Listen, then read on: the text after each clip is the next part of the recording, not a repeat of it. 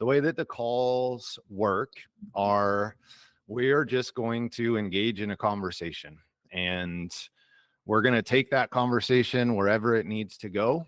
And that could be a 10-minute conversation, or it could be an hour of this call. And both of those are totally okay. Nobody here is taking up anybody else's time. We've all made the choice to be here to learn from one another. So have no fear about taking up time, taking up space, worried about moving on to something else. So if you do not subscribe to the Pulse, I highly recommend that you do that. That is the Gene Keys weekly newsletter. You can do it right from genekeys.com. Each week they share the audio for the gene key that we're passing through astrologically. The audios are incredibly valuable. It's not just the book being read, it's Richard's reflection on the key itself, and it's totally different. Oftentimes really opens it up, at least for me. And this week there was a prayer, and this was written by Richard, and it's called the Prayer of Transition. And given what's happening in the world right now, what's happening in the US where I am right now, what's happening in the Middle East, what's happening in Ukraine. I mean, we are in a deep period of transition. And I really think as many of us can share just some loving, caring energy as possible, I really, truly in my heart think that has an effect. So if you guys will all just get comfortable. It's not that long. If you want to close your eyes, please do so. As I read this, just tap into your heart, tap into your breathing, get present on this call, let go of everything that was happening before this, let go of everything that comes after this, and just be here right now. Deep Spirit of eternal waters, Lord and Lady of life and death, we offer homage to you in this time of intense change. We bow to the great mystery of this unfolding and breathe a deep sigh, yielding at last to the sweet inevitability of grace. May we enter the gate with our hearts open. May we softly release the past and open fully into the glory of your light. May all who are caught up in this change find the easy path to their highest good. Great and ancient grandmother of earth, we convey ourselves into your gentle arms. Great, bright Lord of the bluing sky, we release our soul to your boundless winds. May all beings be blessed, as together we journey out of the darkness, and like the leaping salmon, may each of us return to the exquisite and inextinguishable flame of our source. Okay. Thank you guys for letting me do that. Let's go ahead and open up the floor. So if anybody wants to any brave soul wants to unmute themselves, and it could be just a reflection, you could ask a question. I'm just going to leave it open and we'll go from there. Good morning. My name is Barbara. Good morning, Barbara. My question is being single and working through the Venus sequence. I know he said it's quite transformative. I'm just curious of your thoughts on being single while wanting to work with relationships in the Venus. Thank you. Yes. Yeah, of course. Do you have close relationships in your life, Barbara? A handful. Okay. Are they family, friends? What's the relationship dynamic? Zero family for 30 years, Okay. including my kids. And what was your question? My Just other ones? Yeah, just what's the dynamic of the relationships? I have a couple close friends through the Gene Keys that I talk to, and that's marvelous. All the others are acquaintances that I hike with, and then mainly the public. Got it. Okay.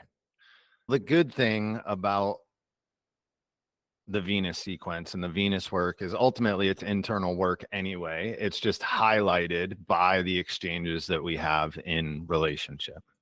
And those exchanges can come from whether it's your closest friend or a child or somebody that you're in your Gene Keys group with, or even somebody that you don't know personally, right? As you engage with a lot of the different things in the world, everything that you're taking in has an effect on you and ultimately changes how you reflect back out to the world. And so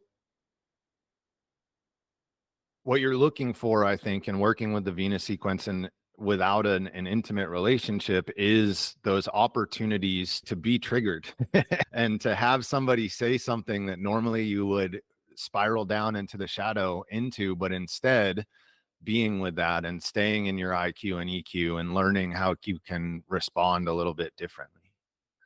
Does that make sense? Oh, yes, I do that. And I'm always looking. I like to dive deep and dig up my stuff. And I feel like they're still there and I can't reach them. And I am longing for that. Otherwise, I feel like everything is just fine. So I'm hearing that there's a longing for a relationship. Is that true? Oh, definitely. Okay. Yeah, I love the interaction with people. A lot of times people expect relationships just to come to you, and that can happen sometimes. But oftentimes, like anything else, if we want to change a circumstance of our outer life, sometimes we have to take the initiative and we have to take the action to set those up. So are you doing things to make connections in your life? I feel that I do. And from experience, I go so far. And if there's no reciprocation, I move on. Absolutely. Yeah. And that's And that okay too. means You always taking have to the chance. protect your energy. That's first and foremost. Yes. I Do you recently let go of the one friend in this new town that I live in, and that was my choice. I didn't get to have an interaction with her gracefully because she just felt it, I guess, and pulled away. It just ended. Mhm. That is usually not my way because I hate loss, but I'm doing something different. Understood. So I'm in a relationship currently, so maybe I'm not the best one to field this question. Let me ask Valerie. I see your hand go up, please. I have a question for you, but it could be a difficult question to answer. So Is it not- related to Barbara's thought, or is this No, something it's to Barbara. okay? Barbara. So my observation, I heard at the beginning, you haven't spoken with your family for 30 years. Is that right? And is that a choice? Do you think that it's possible that there needs to be some resolution with the relationships with your family before you're able to be in a committed relationship one-on-one with someone? That would be wonderful if they would let me. Gotcha. They don't let me. Yeah. They have me in a box, and I also have contemplated on that. Do I have them in a box and Right. who they are, and Yeah. so I'm shifting that. So I'm getting that Good. work Good. in there, but they just, Beautiful. yeah. Beautiful. Yeah. Thank Good. you. Because I hope I'm sitting here, I'll be 54 on Wednesday. And I'm sitting here, I'm single and so grateful that I'm single because it's so much work when you're working with someone else. But now I'm sitting here, I have all of this time to be 100% focused on me and my growth. And I just found the Gene Keys about 4 months ago. So I'm super, super excited about that. Well, I just hope the best for you, Barbara, really. Thank you. Yeah, it sounds like you're doing all the work. It's fabulous. Yes, happy early birthday, Valerie, and thank you for sharing. And I agree. Like I echo all of those things that you said. There is or can be a benefit to having some time to just go deep within. It sounds like maybe Barbara, you've had that time though, and now we're ready to re-engage. Yes, for sure. Do you feel like you're in a place where you're able to engage with other people's shadows in a way that is serving to you and them? Engage in their shadows. Mhm. No, I am now focusing on looking for people's gifts. All my life, I could see through people. I have some crazy ability to do this, and I see what's non-love, and I've had many shadow experiences of my own doing that. So I am now choosing to only see their good and emphasize that. That's beautiful. And I think that an emphasis is the key word there, but I think that it is, and don't take this the wrong way, but I think that it is naive to assume that you're not going to feel the shadow frequency from the people that you are closest with, because that's how it gets spun up. Yeah, I find that because now I've shifted the way I see things, I experience it differently within myself, where I can decide and discern if it's right for me. Mhm. Don't you step on me like that is my first thing. And then I get to choose how I respond to Mhm. it Mhm. for my own growth. Beautiful. And that's what I'm experiencing now. Beautiful. And that is the gift, right? You see it, you feel the trigger, and you choose to respond with love, regardless, whether it's love or non-love coming your way. And I also see when I either react or repress and say, okay, you get to do it differently next time. Exactly. Hi, good morning. I'm Good morning. Susan. Just an observation. I've been with the same man for 44 years, and in many ways, he's perfect. And in many ways, it's so much work. And just observing, most of my friends are single or divorced, and what I'm so excited about the Gene Keys is that it actually, whatever your outwards, it's such an invitation to go inside, because that is truly where the gem is. And it's such a cliche, like it's just, I know it's such a cliche, but it's like when I came to Earth, it's, I want to learn to play tennis. I just want to be the best tennis player. And it's the universe is going to give you the best partner, and he's going to throw some, but you're going to get so good at tennis. And it's such a, because it's, will you stop lobbing or just smashing the ball? But even though you're angry at them, it's like, this is the mad, you wanted to learn to play tennis. Now, obviously, I'm not single. I have a lot of friends who are single. Some are looking, some aren't. But it's still, there's so many times I've been jealous of them. It's, I'm just so tired of the work. And yet that's partly what I love him for, is there's no toxicity, but it's just, he just, it's the invitation to go deeper. I was thinking if you were single, you would still have invitations to go deeper, but that truly is what I love about the Gene Keys, because whatever your situation is, finding the gem, and I'm literally brand new, like I'm just following the path, is just even with the first shadow, like the first shadow. So I don't even know anything about the Venus sequence, because I'm not really wanting to jump ahead, but just an observation to, like, whether you're single or in a relationship, the invitation is, where are your shadows? And that I'm still looking for. First one is 7. I'm a 7th Gene Key, so it's like division and guidance and virtue, and I'm like, okay, I feel the division, but like, where's the guidance? Yeah, just an observation. In a relationship is not necessarily great a lot of the time. Just not to say you should feel better. I'm just an observation. Thank you. Thank you for sharing, Susan. And I agree. And that actually brought something up for me, Barbara, that might be helpful, which is the 35th gene key, which is my SQ. So 35 at the shadow is hunger, the gift is adventure, and the city is boundlessness. And in the shadow of, Richard talks about essentially the grass is always greener. So he talks about this idea of when we're empty, all we want, all this hunger, this deep drive is to be full. And when we're full, when we're in union, all we want is to be empty. All we want is some space and some separation. And so just keep that in mind. It's always a grass is, or not always, but often can be a grass is greener scenario. Barbara, did you have anything that you wanted to say in response to Susan, or there's a couple other people that are ready to chime in too? No, I'm complete. Thank you. So the next one I have on my list is Tricia. If you have anything that you want to chime in with. I actually had my own questions. Okay, heard. So we'll save that. Either Michael or Lindsay, do either of you guys have something for Barbara or something independent? Michael, please.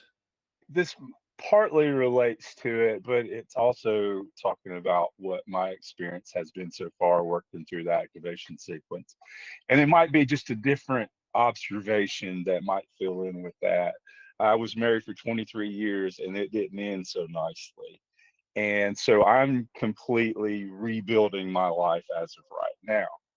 The one thing that is, this came across to me this past week as I'm working through the activation sequence, and actually Jay and I were joking about it, was spirals and not loops.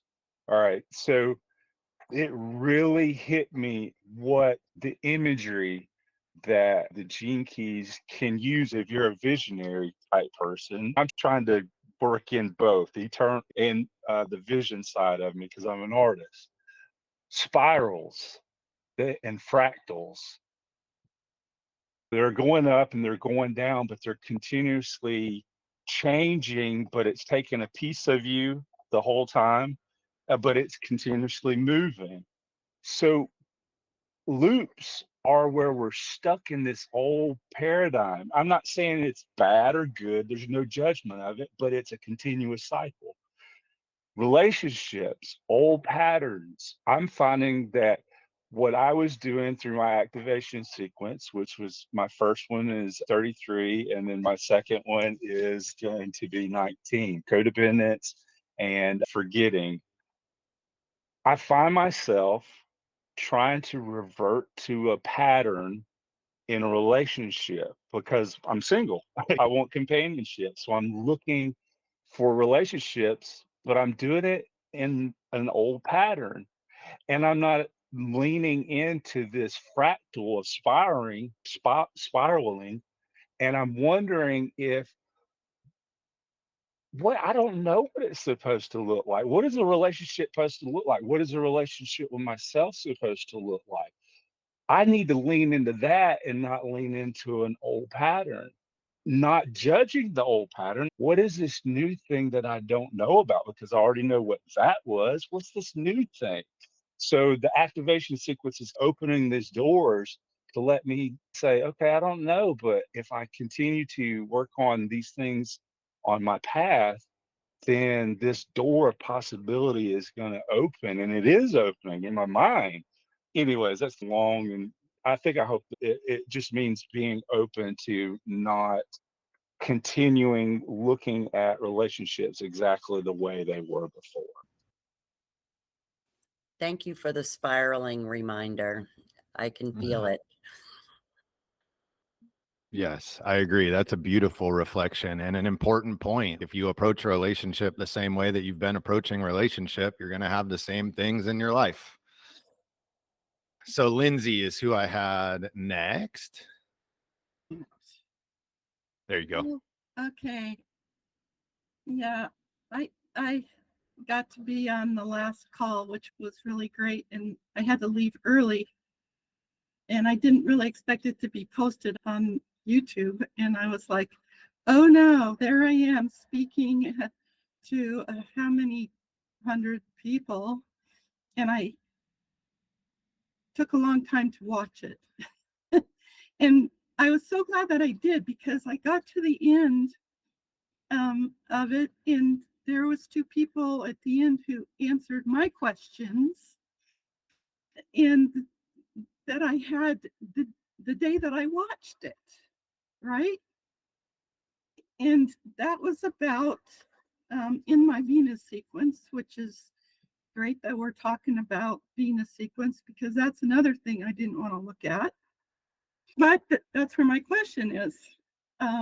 Because, and you spoke about SQ this week on YouTube, and the breakthrough, and it's one of my keys there in the Venus sequence is I got 2 and 59, which is about intimacy. As the city gift is, oh yeah, that's the gift, and the shadow is dishonesty. And I was really helped by the two people who talked about that same gene key. April and Carrie both had that in their chart. So that was really helpful what they said, and also what Richard said in the gene key of the week, which was the 31. It was something about, okay, so now it's slipping away. I'm going to go back to this other thing. You also spoke last week about the 0.2 line of being in denial, which I have in my vocation. And I'm in the Pearl sequence, so I'm seeing how it all ties together and how it all works together. I just want to say a brief thing about intimacy, because I'm 72 and I've had a lot of relationships. As soon as they start to get intimate, I'm like out of here. This is too much. I'm gone. I was married 3 times and I've got 6 kids, and there's times when they talk to me and times when they don't talk to me. And I do think that it's all about the inner work, because the one that hasn't been talking to me called me yesterday and said that she dreamt about me. And she realizes that we're not going to live forever. And we have to resolve these things between us. And I'm just really pleased to see that doing inner work does work. And we had a beautiful conversation, and I do counsel people in the work that I do, and it's largely about their relationships with their children, their estranged children. And I'm really loving the gene keys for that, and understanding my own blocks for honesty, for transparency, for intimacy. And my marriages happened when I was really young, and I'm in a relationship now for 24 years, which flabbergasts me, because 2 years ago I said, there's no intimacy here. I'm quitting, because I see, and this is before I found the gene keys, I see that I want that now. And then I realized it was me. It wasn't him. So now I'm sticking with it and saying, okay, how can I work with this? There's no lack of opportunities. Like you said, Susan, they're part of us. They're going to be reflected back to us, no matter where we go or how we hide. Wherever you go, there you are. My take on relationships. I act like a single person most of the time, and I love that. But I do see the value of working in relationship. And right now, my challenge is working relationship with community, because I have a deep fear of people, this dishonesty shadow. My first husband married me for my father's money. My second husband was an entertainer. He married me for the glamour. My third husband was just a really nice guy who is going to make $1 million tomorrow and make it all up to me. But I didn't want to live in poverty for the rest of my life. I'm grateful for all my experiences, my understanding, and I hope that can translate to being helpful to others, because that's what I kept telling myself while I was going through it. Okay, someday I'm going to be on the other side of this. And someday I'm going to be able to speak, which is really hard for me. And I appreciate for this. And thank you, Jay. Yes, of course, Lindsay. And can I say that you did a beautiful job speaking just now? That touched me deeply, and I'm looking at a lot of heads nodding right now on my screen who it also touched. So thank you for sharing. And at its core, that was just a pitch for inner work to Barbara. Sometimes if we aren't ready for the relationship, it's not going to show up. And that's not necessarily the case for you, Barbara, but it is an opportunity for you to do more inner work until the time comes when it is presented to you. And it will be, because it always comes if you stay in the right energy. And that's the thing that you are working to attract into your life. And a couple other things, Barbara, Lindsay, that brought up for me is, first, I'm actually on the other side of an estranged relationship with a parent, and no longer, but I stopped talking to my father when I was 14. We had a brief reconnection from like 18 to 20, and then it fell apart again. And he passed away 2 years ago. And 3 months before he passed away, and this is a direct outcome of the gene keys, I had a dream that I needed to call him, and I needed to tell him that I forgave him regardless of everything that happened, and that I loved him. And he, unfortunately, he was an addict his whole life, and he wasn't in a place, his guilt, I could hear it in his voice. He was just so guilty that he couldn't get out of his own way to get back in a relationship with me. And I wish that I had reached out sooner. I wish that I had more time than 3 months, and maybe something would have happened, but everything happens for a reason. So it is what it is. But any of you that are out there that are in estranged relationships with people, please don't wait. If you can open your heart to that relationship, regardless of what that person is going to say back, that's okay. That's none of your concern. And then the other thing is that I'm actually still separated, not officially divorced. I got separated in the beginning of January, or January 2021, excuse me. So we're going on a long time now, longer than it should be. Luckily, mine is very amicable. We're very close still.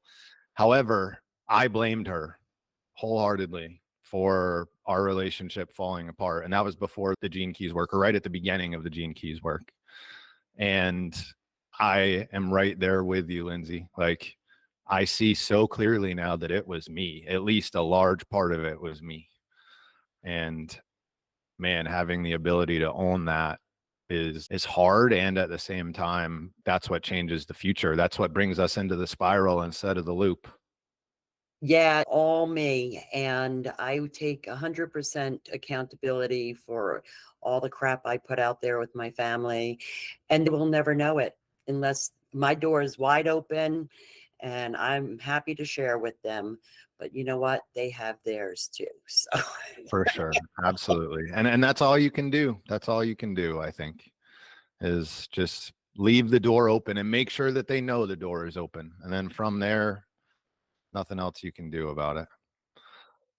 Zuline, yes, I did tell her that. And we had a beautiful healing moment on her front porch where we sat there and listened to a song called, man, I'm going to butcher this pronunciation. It's a Hawaiian word. Halapoano. Oh, man, I don't know how to say it, but there's a beautiful. Ho'oponopono. Yes, thank you. And that song is so beautiful that essentially says, I love you, I forgive you, thank you. And we sat on the front porch and cried and just, man, it was a beautiful moment. Lindsay, did you have anything else that you wanted to share? Again, perhaps later on. That was the main part of what I wanted to say. So, Okay, beautiful. good, thank you. I'm going to go back to Tricia now because we skipped around and I know she had a question. We'll come back there. Thank you. This is my first time being here, and I'm very new to the Gene Keys, but I love your videos, Jay. Thank you so much. Sure. So I have 2 questions. I seem to really just be stuck. I'm only a few weeks in, so I'm still doing the activation sequence. And I've been busy. I'm moving. I got divorced too, and I'm moving. And I haven't had a lot of time to contemplate, but I've been contemplating it as I'm doing a lot of things. I just feel like as I look forward, I'm like, identify more with the things that are supposedly unconscious, the second half, than the first half. I seem pretty stuck at the first 2, but I get the second 2 a lot more. So I was wondering about that, and any comments or advice on that. And then secondly, I think I said this to you in the email, Jay. I'm studying human design, a certification program, and I was supposed to wait and do the gene keys because everyone says don't do human design, and you do one and then do the other because they're both complicated. I took a pause on human design because I was moving, things were too complicated, and I just really appreciate the sort of the softer qualities of the gene keys. So now I'm like obsessed with them. But I have 3 47s in my chart, and in human design it attached to, I had 364, so I have 3 channels of abstraction, which goes from confusion to realization, if anyone knows human design. And everyone who, unlike the classes I was taking, everyone was like, wow, that is really unusual, like highly unusual to have that many. I was just curious, as I'm looking ahead to it and trying not to jump ahead, but it just keeps, I keep looking at it going, oh yeah, it's oppression, transmutation, and transfiguration.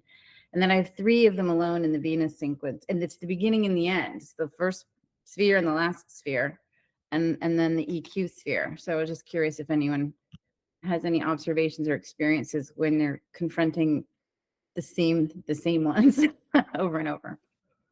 Got it. Perfect. Sorry. Thank you. Those 2 questions. Yes, understood. And thank you for the questions. It's funny, your first question, I encourage you to look at the recording from the last wisdom call, because that was how we talked about it for probably 30 minutes, the exact same question. So go there. However, the person that I talked to is on this call right now. So Carrie, didn't you could chime in with your thoughts on that, or if you've had any progress on that, or talking about anything that April brought up, just anything for Tricia. I don't have anything particularly new, I feel, but Jay said last time on the call and was reminding me that the 2 unconscious ones, and I have a 47 as my purpose sphere, but just the unconscious ones are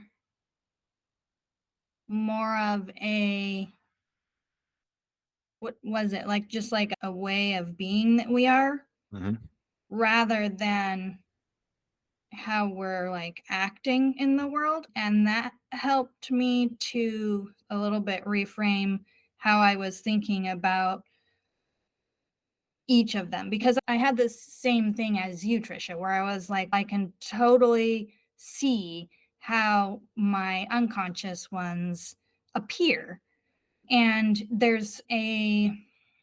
I feel settled in those, even though there's definitely a lot of work, right? But the conscious ones seem to feel like they have so many pieces that are like hidden from me. And I want to figure them out. Whereas even the things that are probably still hidden from me in the unconscious ones, there's not a drive to care about those for some reason. What I get, and I just feel like content somehow in those unconscious ones, whereas with the conscious ones, I don't feel that contentedness. There's an anxiety I feel around them. And to be honest, I haven't really spent a whole lot of time on that specific like juxtaposition, I suppose. Over the last couple of weeks, I've mostly been focusing on my life's work sphere. So I don't know if I have a whole lot of help. I find that it's really easy to feel oppressed by like whatever circumstance that I'm in. And the opportunity to transmute something there takes definitely a very intentional step of like stepping out of my ego, like taking total responsibility for whatever it is that I want to like project onto somebody else and say that they're oppressing me. And that one, to me, and maybe it's because it's in my purpose, but to me, it just feels like my whole thing. Like always, I'm feeling like, okay, another opportunity for me to put my ego in the backseat, and just like practicing that over and over again. But it just, to me, that one seems just like straightforward. It's like just the work of any of the spheres. It's the underlying concept that we can work with any of the spheres. But I find that to be true. You could say that of any of the other spheres too. So I don't know. I think that's all I have for that. Yeah. Thank you so much, Gary. Tricia, did that trigger anything for you? Yeah, thank you, Carrie. Yes, I have been, it's another twist to the first question, which is I keep jumping ahead because my 47 is in my purpose also.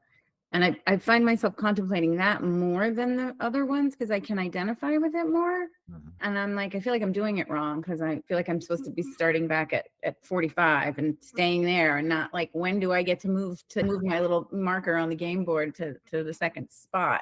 But meanwhile, I've moved myself ahead to the fourth spot and I'm happy there. I'm like, I'm having some ahas for sure.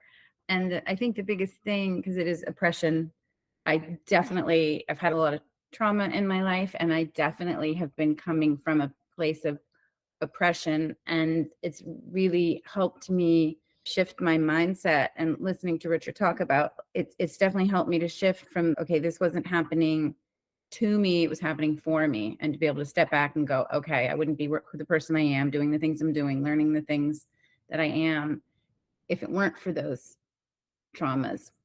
It's hard to always stay in there, up in that higher bit, but I am managing, and that's been the biggest change for me, honestly. But like I said, I feel like I've skipped to 4, and I'm not doing number 1. So I think Lily nailed it in saying, Carrie, go ahead. I was just gonna say, I had that kind of same thing at first started, which was about a year ago. I started in the activation sequence as suggested, and I started on that life's work sphere and was feeling like I can see some of that and whatever. And then I decided to move to the next one, to the evolution sphere, even though I wasn't necessarily feeling like particularly complete on the life's work. And I noticed I decided to move ahead quicker than I would have otherwise chosen to. And I realized that it was the same way, where it was, I feel like for me, it almost would have been better to start down at purpose and then gone up. It would have made more sense to me. Maybe not, but I did work through them, but I went fairly quickly and then continued contemplating them in whatever way came about. So I just loosely, followed the suggestion of which order to go, and then just took it the way that it felt right for me. And I think it's probably fine if you wanted to jump to 4. Okay. Thank you. Yeah. That's always intuition over everything else. If that's where you're feeling called to right now, there's a reason that you're feeling called there right now. Better than the gene keys, better than me, what's right for you in this moment. And there's absolutely nothing wrong with jumping to that key if it piques your interest right now. It's interesting. 47 is one of what I would consider a master key, along with 25, I think, is in this world as well. But basically, like Carrie said, there are like certain keys that if you understand them, they allow you to really contemplate the other keys in a different way. And I think 47 is one of those. So perhaps sitting with that first will help you as you sit with all of the other spheres. Okay. And I honestly think, and thank you for that, because I feel like I'm just describing how I feel, and not that, but I feel like the weight of these 3 47s are like overpowering the rest of my process, and that I need to spend more time on that. I don't know why that is. It's just the fact that I have 3 of them is just, I think, probably why. Yeah, absolutely. And it's fairly common in the gene keys to have multiples. Not 3 is a big number, but like a lot of people have 2. Definitely more than a handful of people I've talked to have 3 of the same. So it's the way that I heard Richard frame it is just pay extra attention there. It's worth spending some extra time with it. Yeah. And it's interesting that all three of them are in the Venus sequence. Yes, for sure. Lily, did you want to chime in on just what you commented and on the holographic nature of this? Yes, for sure. I totally resonated what you said, Tricia, with, because I'm 100% in the same boat, not necessarily because I have similarities in my profile. For example, to just give you a little bit of background on where I am really. I only just started Gene Keys a couple months ago as well. But obviously I was looking at, you need to start with the activation sequence and then Venus sequence, and I was looking at my profile and I was like, I'm sorted on most of these.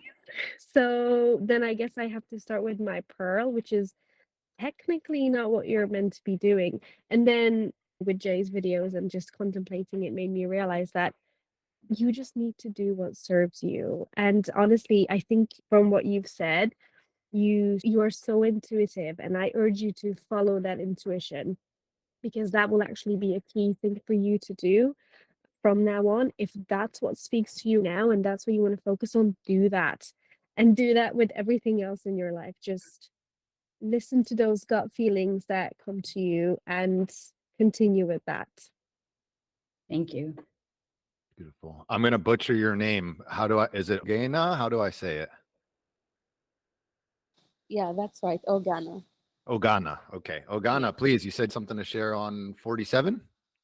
Yeah, it's something that is really close to my heart because back in 2017, I received the guidance to do this shadow work, and I called it ego transmutation, which is just like, now looking back, now that I know Richard Rudd and I know the Gene Keys, I know that it was like a synthesis, because it was many schools of psychology and like guidance from other teachers, but I somehow saw them all together and I put them together in the left hand, and I called it the left hand technique. And it's just, that's the message that I wanted to share with Trisha, is that she can master, just like you said, like it's a master key. And it's, I believe for me, it's the key of ascended masters who are able to hold so many things, like the synthesis, and like able to digest everything that they're going through into a beautiful story or wisdom or like a poetry or art, and just put them into the city is a transfiguration. So just like taking all the chaos and digesting it and stuff, like regurgitating into, it's the same thing. It's like the same thing that everyone is going through every day, but having that gift of being able to transform it through being your own self, just being your own self, just allowing yourself to go through whatever you go through every day. But especially because you said Venus, especially relationships, like you're going to be this great mirror for everyone's going to reflect it. They don't see, sometimes people don't see you, they see the image of them, and so they project so many things on you, and you're like, what am I supposed to do here? How can I serve you if you can't see my light? But sometimes they don't even have to see your light. You just take on like sometimes they imprint you empathically with negative energy and you transmute it, and without them knowing, you've healed a pattern. And just walking through life and healing patterns within yourself, healing the darkness that you feel from someone else within yourself, it's like you're the silent, graceful angel walking the earth and transmuting. And by the end of this lifetime, you're gonna really leave a big mark on this life. That's what I know for sure, on the lives of everyone who walks through. Just by sensing, you'll know. I know you'll know. Thank you. That's beautiful. Thank you so much. That was so beautifully said. Thank you for sharing. A couple paths that you might want to check out, Tricia. So 47 has a lot to do with alchemy. So if you've never dug into any of the old school alchemy stuff, it's definitely worth checking out. And along with that, ultimately the Gene Keys are a fractal wisdom, right? And the fractal ultimately goes back to a 3 always. Richard loves 3s and the universe loves 3s. And that initial 3 sort of were 3 different paths to remembering, to healing, right? To coming back to ourselves. And The one path is the Christ path, which is the path of love and compassion. And then we've got the Buddha path, which is the path of wisdom and of awareness. And then the third path is the path of Hermes, which is the path of transmutation. It's the path of alchemy. So if you've never read anything about Hermes, who they're not sure, he goes by a lot of different names. He's popped up in a lot of different cultures, but it's definitely worth digging around a little bit there and seeing if any of that speaks to you too. Cool. Thank you so much. Appreciate that. You're welcome. Did anybody else have anything for Tricia regarding this topic? I've got a couple hands up. Alicia, Michael, I don't know if that was this or something else. Michael, please. Just real quick, I just wanted to say that one thing that was caught my attention initially when I first opened up the Gene Keys book was there's the paths that you could take, but it's also open to random, not sort of divination. I Ching, where they just tossed it out there and what came out, right? So my thought is, and I'm not saying that you're being or anybody's being hard on themselves, but I know for me, sometimes we're hard on ourselves because did I not understand it? This didn't apply to me. I'm not doing what I'm supposed to be doing. But I think that we should really be light on ourselves and know just the fact that we're here to begin with means that we're on the path. And so it's okay to not have it completely mapped out, that the random part of it will bring enough intrigue and excitement to get us back on the path. So there's also an ease to it. It doesn't have to be so rigid. It's just you'll get direction when you need direction, but also being open to just the magic of it, and that can come from the randomness as well. It's just if you fall down, get back on the bicycle type thing, if that helps. I don't know. That was lovely. Thank you. Yes. Thank you, Michael. Yeah, another thing, Richard talks about the analog path of the Gene Keys versus the digital path of the Gene Keys. And one of them is the digital path is following the golden path and going step by step. But the analog method is what Michael just said. It's like using it almost like a divination tool, just opening it up. And this is where I need to be today. And neither of those are right or wrong. I know for me, especially the old version of me, I really like the path, right? I like to see one step and what's coming up down the line, but you'll get to the exact same place if you just let your intuition guide you and move along. Valerie, did you have something you wanted to say? You're muted. Yes, I want to add to this because I have not purchased anything regarding the paths, like the activation path, the pearl sequence, any of that stuff. I haven't. But what I did, because I'm the type of person that I like to go deep into the core of things for understanding. In my journey, I already had a copy of I Ching, but I bought a supplemental, which speak of divination. I bought a supplemental, and then I also bought a book about the Kabbalah. I bought a dictionary about the Kabbalah, and I bought a astrology book because I'm not familiar with it. And all of these things, going deep to understand the roots of where even human design and the Gene Keys came from. So that's been my journey. That's where I've ended up going. And it's been so amazingly beautiful. I was just practicing my I Ching, the cards that I got, and I accidentally gave myself a divination reading without even realizing, because I'm just practicing throwing, and it pops up in my brain. I cried. It was so beautiful. I cried. I was like, oh my God. Amazing. Just to speak to Tricia from the very beginning of the conversation, nothing is right or wrong. It is. We're just here and we're just all doing it. And that's what's beautiful, is we're all together doing this. And I'm so grateful. And thank you. Thank you for this. And just while I'm still here, I want to add, Your last recording popped up the very next day on my YouTube feed. I'm all about just letting things come into my life when I need them. And it literally popped up, and I was like, oh, that's what I'm going to listen to with my coffee today. And now here I am, and I'm so grateful. This is beautiful because I need this in my life. So thank you. Thank you. Beautiful. Yes. Thank you. Thank you for sharing. And Tricia, does that all hit home? Do you feel better about where you are? Yes, very much. Thank you, everybody. Thank you. That was great. Good. Good. And also, I've given you alternate paths. Like sometimes it takes you off the Gene Keys path entirely, right? I just told you to go and investigate Hermes. Like you never know where this stuff is going to go. Just let it take you where it's going to take you. I would love to share a little bit for Tricia. I have these cards, and I think she said it was three of them in her Venus, and it says transmuting the past, this ring of alchemy. And the programming partner is 22, which I highly recommend you read thoroughly. But transmuting the past, boy, I would be so excited, Tricia, about that the lineages, the ancestral lineages, all these things you get to transmute. So blessings on your journey. Thank you. Thank you. I've got a bunch of, there's 4 hands up: Alicia, Carol, Susan, James.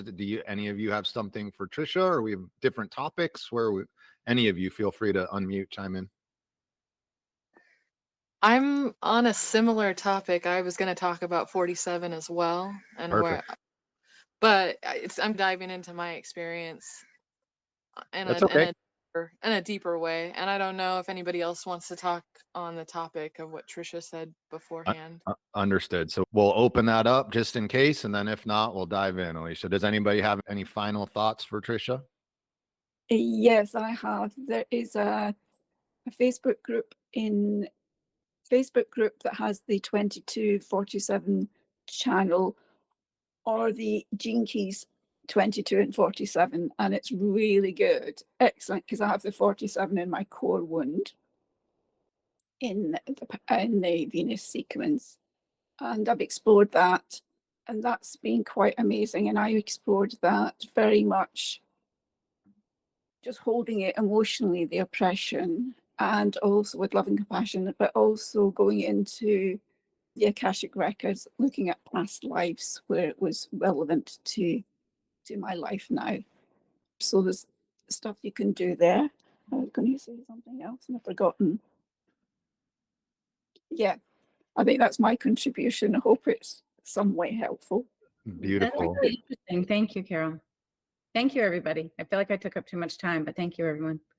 I don't know if you were on the call at the beginning, but there's no such thing as taking up too much time on these. It's all about, sometimes we'll go for the entire call for 2 hours on one person's topic, and that is a-okay with me. It's going to go where it's going to go. You're not taking up anybody's time. Okay, let's go back to Alicia. Man, everybody's got 47s. The comments are full of people saying, I have 47.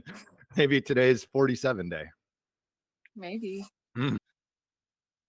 So I found the Gene Keys like a month ago. I have been on sabbatical. I was a hairdresser before the pandemic, and then I started having panic attacks about going back to work, and I was like, what's going on? Like, why can't I go back to this? I'm really good at it, but I always have known that I wanted to focus more on my art. And yeah, I've just been diving into my trauma and looking at every self-help book around having narcissistic parents and stuff like that, and just really trying to uncover a lot of what the Gene Keys has been showing me. And then I found the Gene Keys, and all of the research I've been doing over the past several years and working to understand my trauma, it all just resonated. I looked at the Gene Keys and I was like, it's all here. It's like the whole path is just lit up for me, and I can just see the whole golden pathway, like almost everything. I'm like, oh my gosh, like I've been hot on this trail for a while, and then this just blew me apart. So here I am, starting at the beginning of the activation sequence. I wasn't sure I was going to bring this here, but I've been doing some journaling, So my life's work is 22.3. And that's the gift of graciousness and the shadow of dishonor.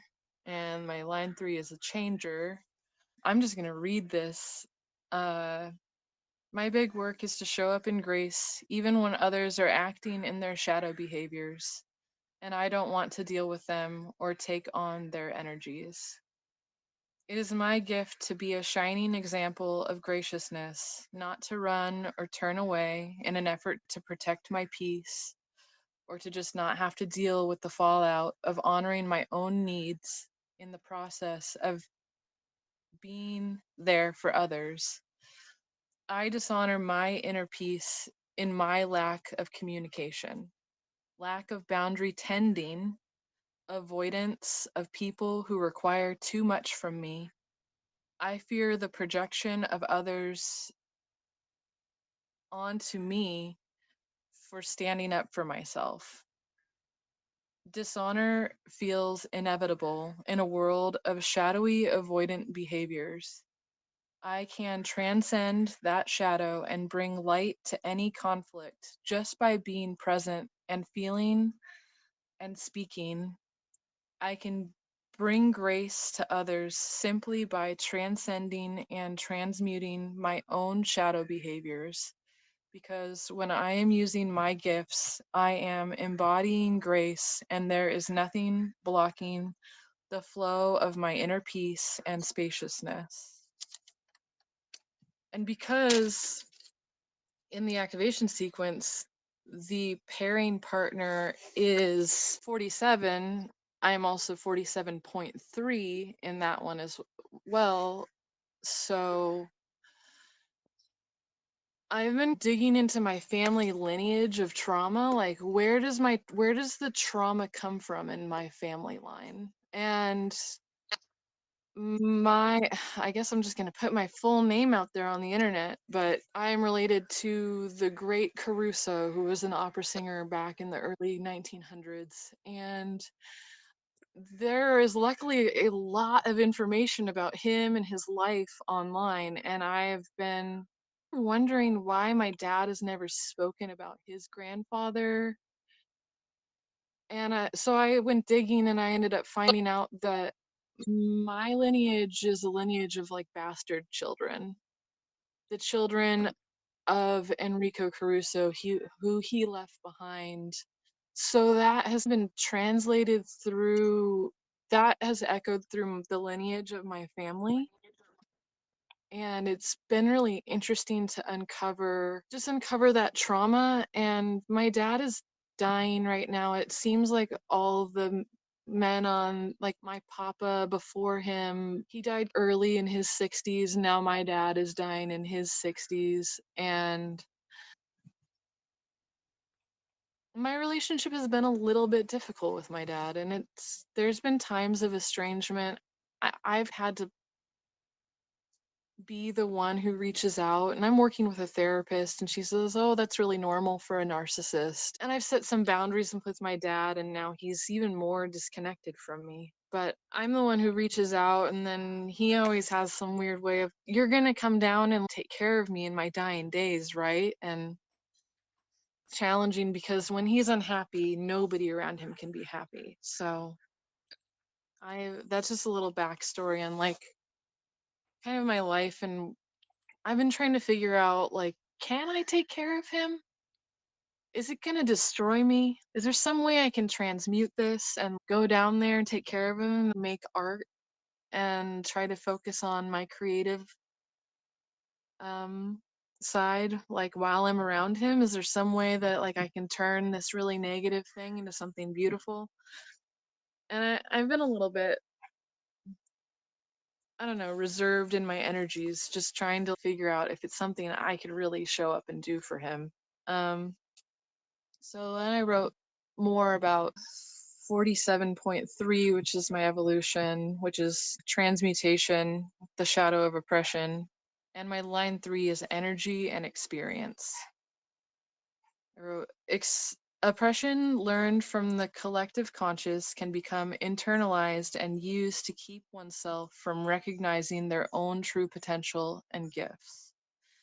In my own experience and from my inherited generational trauma, under a shadow of greatness, we are a lineage of bastard children who will continue to try to prove that we are worthy of love instead of abandonment.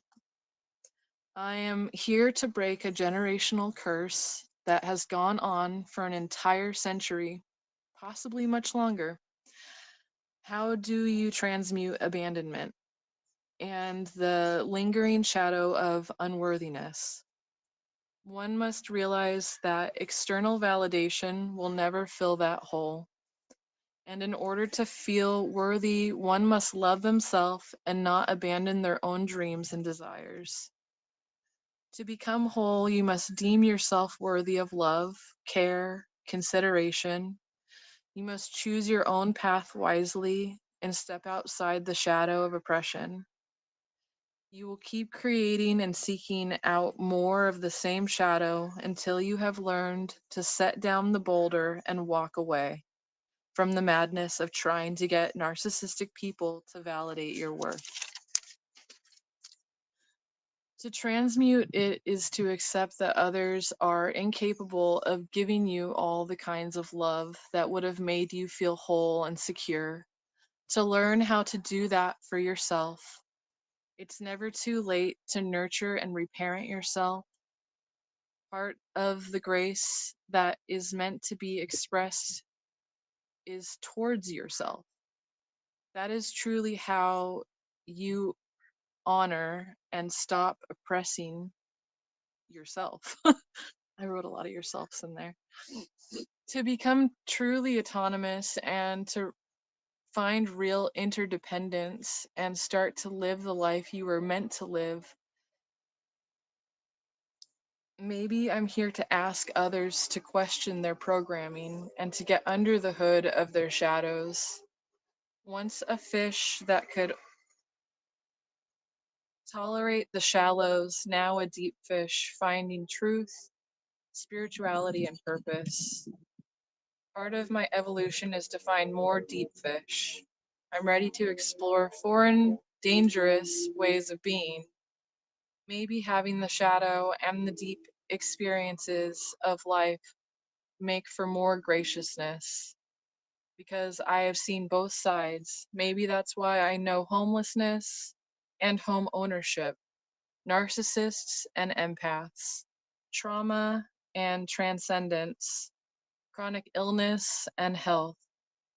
The darkness informs the light, vice versa. In a very polarized world, people who have lived many experiences will help the collective conscious to move out of oppression and black and white thinking, and to do so with unconditional love, no matter where someone is in their individual journey. I'm going to stop there because the programming partner feels like a really good way to bring that all together. And that's just that's how far I've gotten in my gene keys. I've started on the first two and was like, programming partners, okay, here we go. Let's make connections. Yeah, this is the wisdom for you. I can tell you that just from what you just read to me. Like the fact that you've only been doing this for, what'd you say, a month or so? Yeah. Yeah, that's what it's all about right there. What you just did, taking the time to contemplate and to not just think, but feel through everything that has happened in your life thus far. So I just want to honor you for taking the time to write all that out, having the courage to read it. That's a big deal. And you're already you're already far down the path. That's for sure. What came to mind with your reflection was a story from Richard about his father. And I can't remember where he talked about this, but his father and him never got along.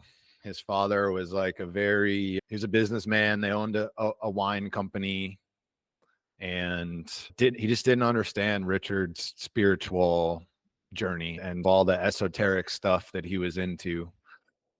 And Richard tried for years and years, and just the relationship continued to be strained, and he just could not figure out a way how to make a connection with him. And one day he went up to the house, and his dad asked him if he wanted to go out to the garden.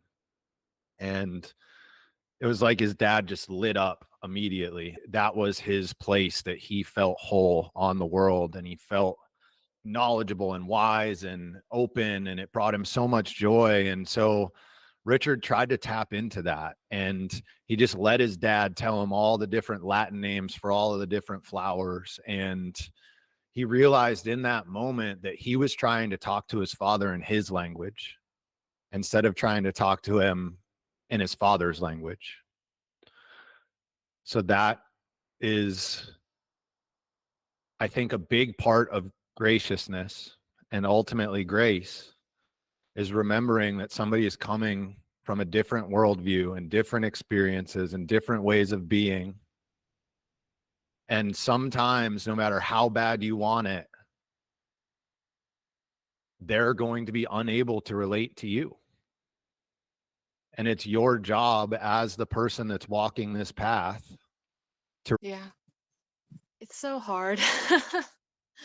I came out as non-binary and asked my parents to both use they them pronouns for me, and my mom tries a lot harder than my dad. My dad doesn't really try at all. He's just, I can't understand that. So it's interesting to try to just be gracious around the fact that he doesn't want to make space to try to like to understand me as a person. I think it's been a long time of just feeling really frustrated by how little he cares to like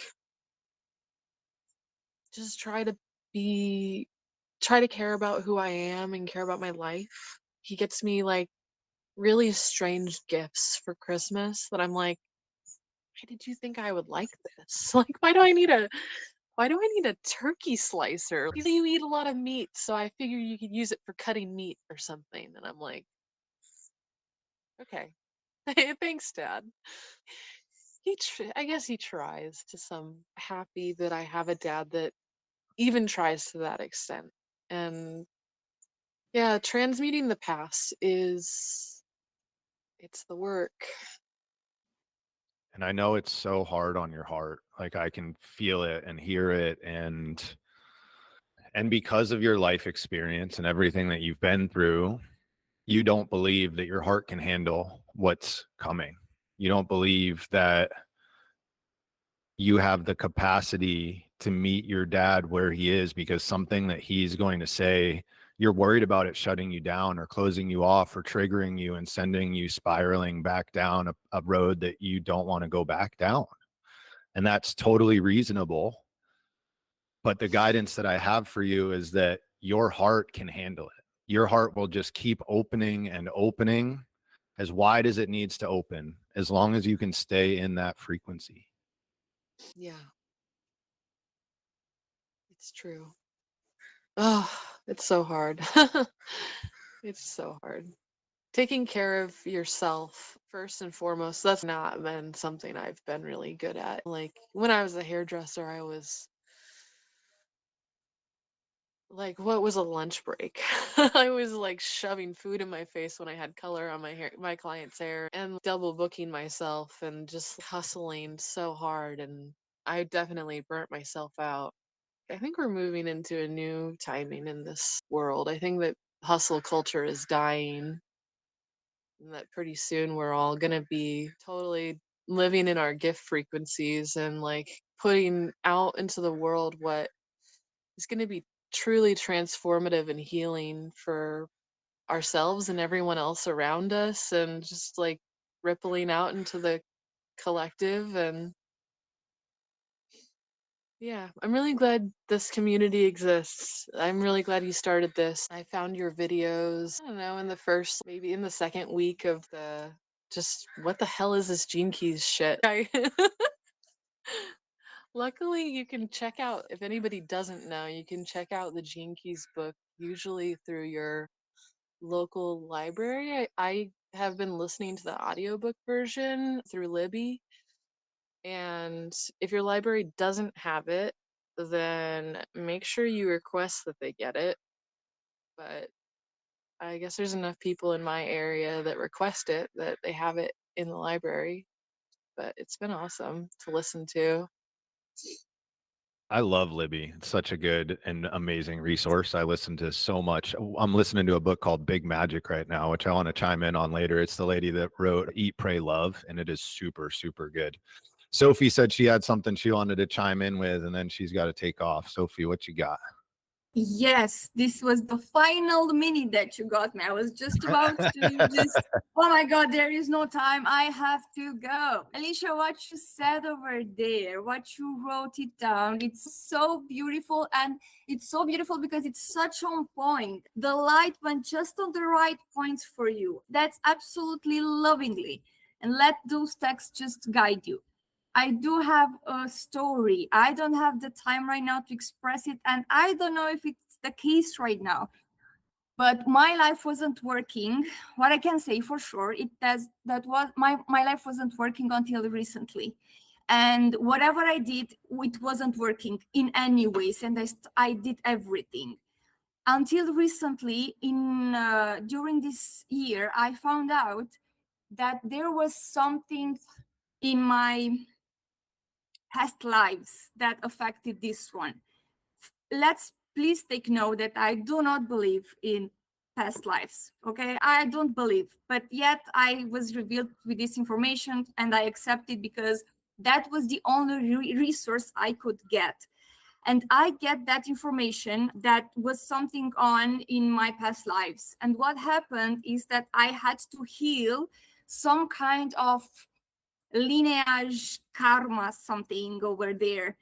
But what was happening, it was that there was a kind of a chunk of energy that was stored over there that was not stored in me, but somehow in my heritage. Was not something that I did, was something that somebody else did to me.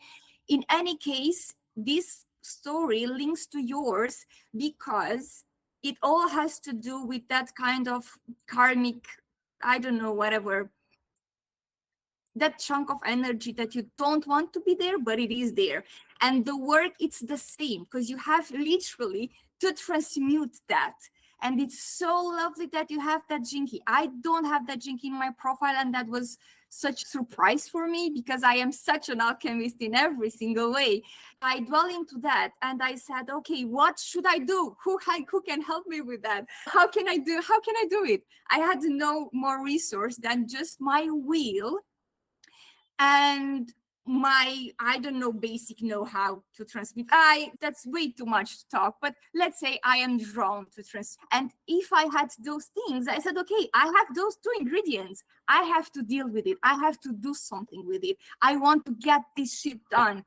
And what you are saying right now, it opens me some ideas. The first one is that once you allow yourself to receive the message or to receive whatever it takes for you to transmit the past, whatever the past, even if it's not your own, you will get it. But you first need to be open to that it's possible. You don't know how, it's okay. Maybe other people know how, but you have to be open first of all. And after that, you need to contemplate a bit, use your imagination, do whatever it takes. From an intuitive point of view, do whatever it takes to go further with your will. And if you do that, you will see that all those lineage buildup that was there, and it's not yours, you can heal it. But first of all, you need to think of them as it is yours, but it's not you. It's yours. It's, oh, how do I heal? I don't know, this something. It's not you. It's something that happens to be on you.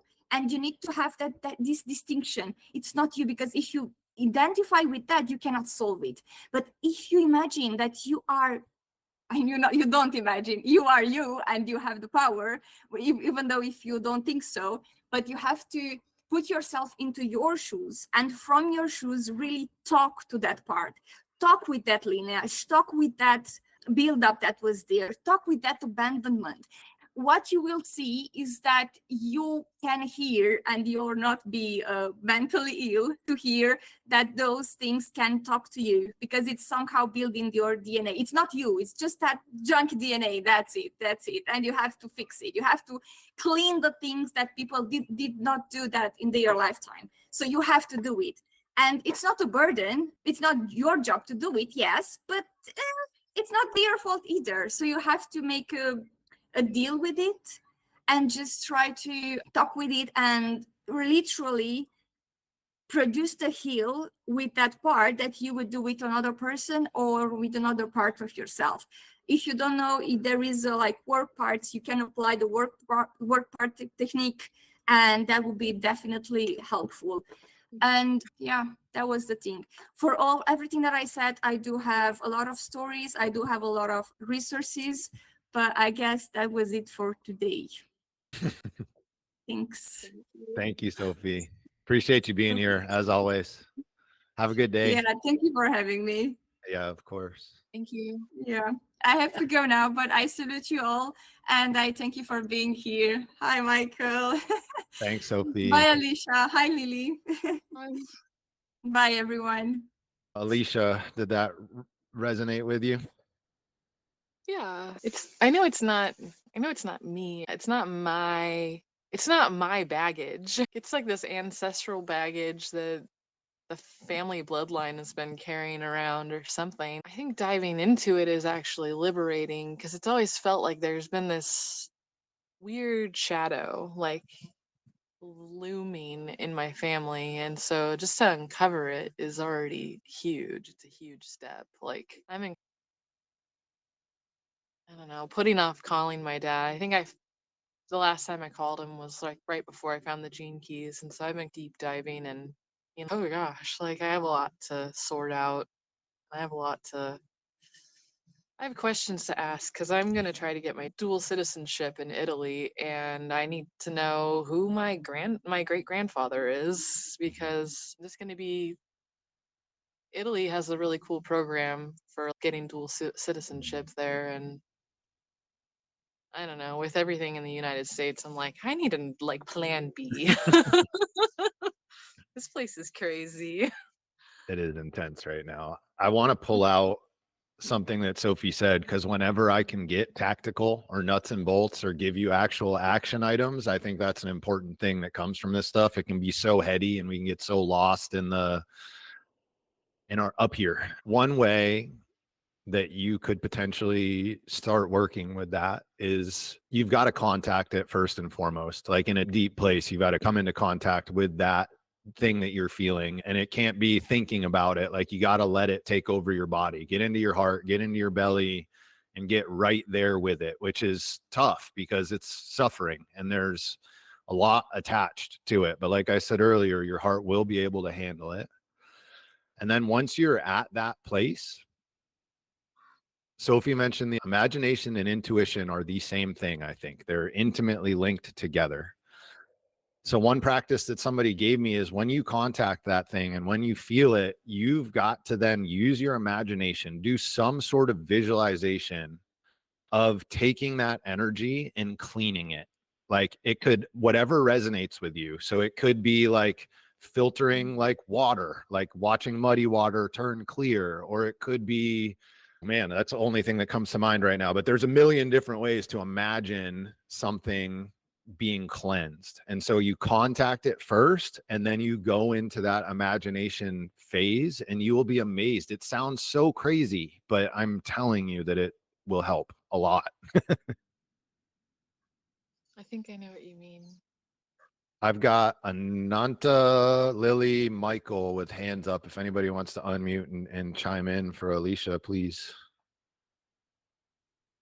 I also have some what I would consider usable advice for you, Alicia. I think everybody has already said amazing things, but I think what it hasn't been acknowledged is how tough this is for you, how tough it is for you to have to parent your parents. Your dad is obviously operating from his own core wounds, and amazingly, you have already identified what that core wound is. And being a bastard, as you said, especially in the previous generations, that is actually a seriously deep wound. And if he is operating from that, the things that happen to you are obviously hugely affected by that. And it's great that you already know how to approach it. But what I wanted to remind you is it is the hardest thing to have to be more mature than your own parents, because ultimately every person in this world is a child who just wants to be loved. And it doesn't matter how old you are, that child who wants to be loved. And that's you, but that's also your father. And if he didn't receive that as a child, he won't be able to give that to you. And so I give you this, Alicia.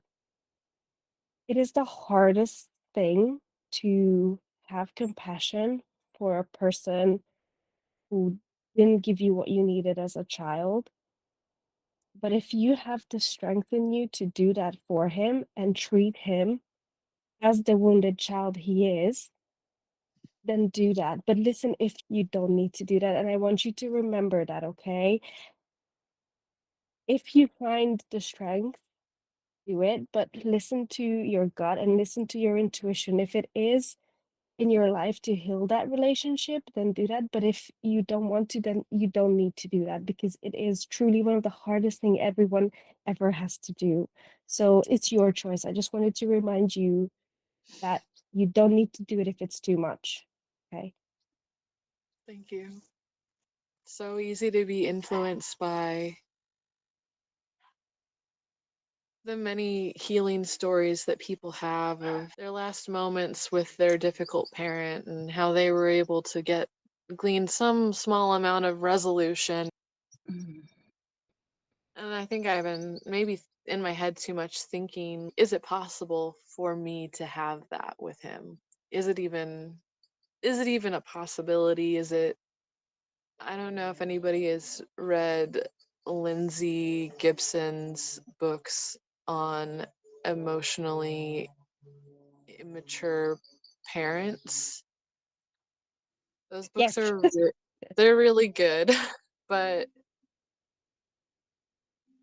yeah, I think it's like the boundary setting and stuff. It's weird that the shadow also has to do with greatness. And when my dad first got sick, he got himself a guitar to try to learn how to play guitar in the hospital. And one of over the last few years, I've visited him. I usually see him like once or twice a year, and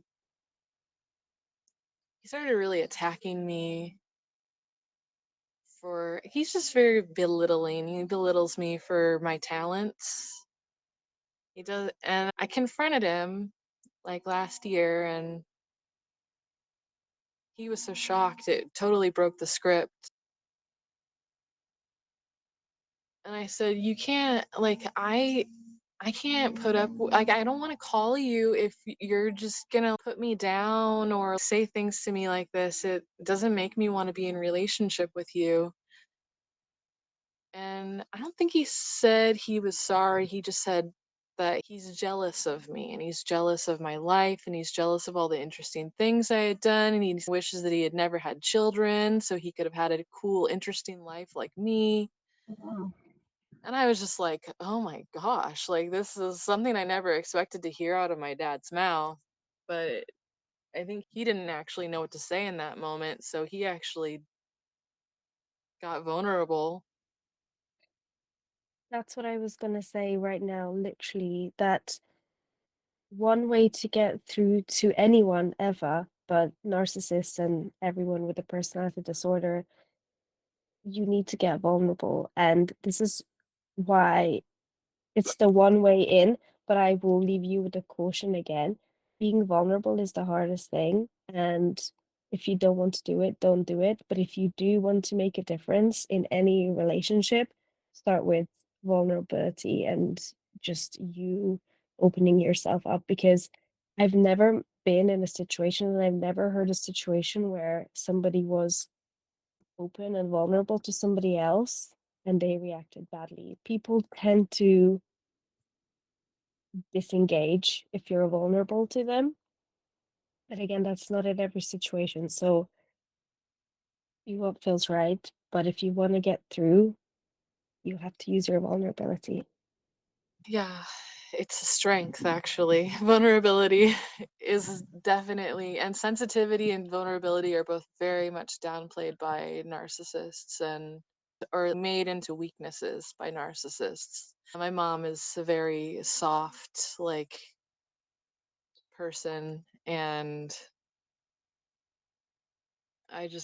I watched her get smaller and smaller through like the relationship with my father. And when she finally did break out, he wouldn't allow the divorce to go through. And so she had to get smarter, and she had to unfortunately use the system, have the cops pull him out of the house in the middle of the night. And it was really traumatic and intense. And I think he learned he I think he learned some things from it. I've also seen his shadowy behaviors around it. It's interesting because I do see how my parents have grown through the divorce. Yeah, family is such a complicated thing. I don't know. I appreciate everything you said. I'm gonna go back over this video later and listen to everything again. Yeah, I'm gonna post it again on the channel. I so you'll be able to see it and listen. And I encourage anyone that was here that spoke, or even if not, like rewatching things, especially if you're engaged in the conversation, can open up a lot of new insights down the line. I got a couple hands up, so I'm gonna check in with other folks on this. But before I do, there's a quick break here. I wanted to talk about three things. One, I'm considering setting up a community for us. It's probably going to be a month or two before I do, but it's on a platform called School. If anybody has, it's SKOL. If anybody has input on that being a good idea or a bad idea, feel free to shoot me an email it's j@locomotionfit.com, or you can just reply to the call or the email that I sent yesterday. So that's one thing. Next up, I'm loving these calls, like loving these calls, and I want to do them more. So I'm going to commit to doing them regularly. I'm in the mountains next week for a quick little trip, but the following week, we're going to do the next one on August 6th at noon. That's a Tuesday. I'm just testing out days right now to see what is going to work best for people. I'll send that link out in an email so that you can register if you can make it. And then my intention is after that call to actually flip over to weekly. So I'll look at the registrations, look at who's been here, that sort of thing, and we'll make a choice, and we'll just lock in day and time, Thursday at noon or whatever, and it'll just be consistently week after week. And then last piece is coaching stuff with me. So as I engage with this or made the choice to jump in all the way here, I am not in a place where I want to be doing like creating a product for people, like a course, or running like a big group. Eventually, maybe I'll probably do both of those things, but right now is not the time for that. The time for right now is I need to go deep with 5 to 10 people.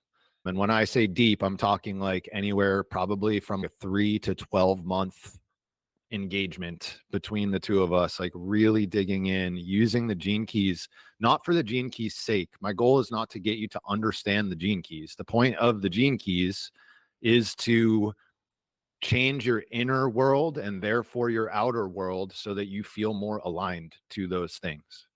And so we're going to use the gene keys in that way. So if anybody feels called to do that work, I'm happy to hop on a call with you and discuss and see if it's going to be a good fit. I'll put that in the email as well. So those are the little news bits that I had. Sorry to interrupt there. I just figured before we all winded down and everybody jumped off, I figured now would be a good time to do it. I've got Ananta and Andrea with hands up. Or do you guys have something for Alicia or something different? Okay, go ahead, Ananta. Am I saying that right? How do you say your name? Yeah, my name. Hi, I'm Tillian. So I will do my best with my English, okay? Sounds great. So, yeah, my name is Francisca, but Ananta is my spiritual name. As I have devotion in my vocations, the Jinki 29, so I'm a Bhakti Yogi practitioner. So I practice the yoga of devotion. So I have many things to say because there has been so much insight in all these conversations, right? And where I start, I listened to Alicia first, and I see that she said that it's always me, right? She says it's always me. Wherever I go, I will be with me. And that was so like whoa, enlightening, because I had that realization like when I was younger. I lived my career, my studies. I studied nutrition and I left, and in that trip I discovered that I was always going to be with me, no matter if I go to China or to Italy or to wherever I want to go. If I'm not good with my inner feelings, with my inner thoughts, then I will not be good anywhere. First is that, right? The insights that we have are first had the need of forgiveness, right? I have my SQ and my radiance in Jinki number 4. So I have lots of instances where I need to forgive, to pass from intolerance, because I used to be really intolerant in some situations. I did not tolerate my parents. I did not tolerate many things, right? So I rebel in my youth. But then I start to understand. I studied natural therapies. So I start to understand the need of forgiveness. And in that journey, I discovered the power of Ho'oponopono. That is what you were talking, right? So I had this pain in my gallbladder for some time. Yeah. So I suffered a lot from that pain, and I have my family, all my mother, my grandmother, had all of them that same condition that was like trespassed genetically through family. So once I studied naturopathy, and the Ho'oponopono, I decided to put it in action while I was in pain.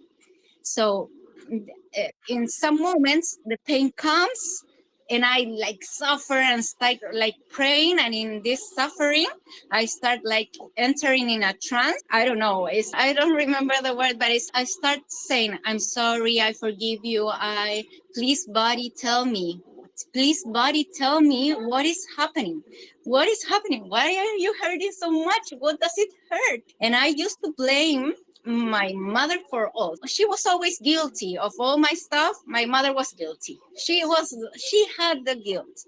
And I start this trance with this pain in my gallbladder, and I start like saying Ho'oponopono, and there was a moment that I like a cloud appears, and the image of my mother, where I saw her with compassion, with love, and I understood how my anger, my intolerance have bothered her and affect her. And I realized that I was responsible, for our relationship also. It was not only her, it was me also. And that anger was inside of me. So I started, and I cried a lot in that healing journey. It was like in a night, and I wrote her a letter, like forgiveness, not asking her, you have to forgive me because you have to ask me for forgiveness because you did me so wrong. It was in the contrary. It's what please forgive me, mother, because all the moments that I caused you, now I can see them. And it was not you who was carrying that. It was me, with my resentment, with my inability to forgive. So that was like the start of my healing journey. And when I did that, all doors starts to open. It was like instantaneously. It was all doors started up, because when you forgive, you unlock what is locked.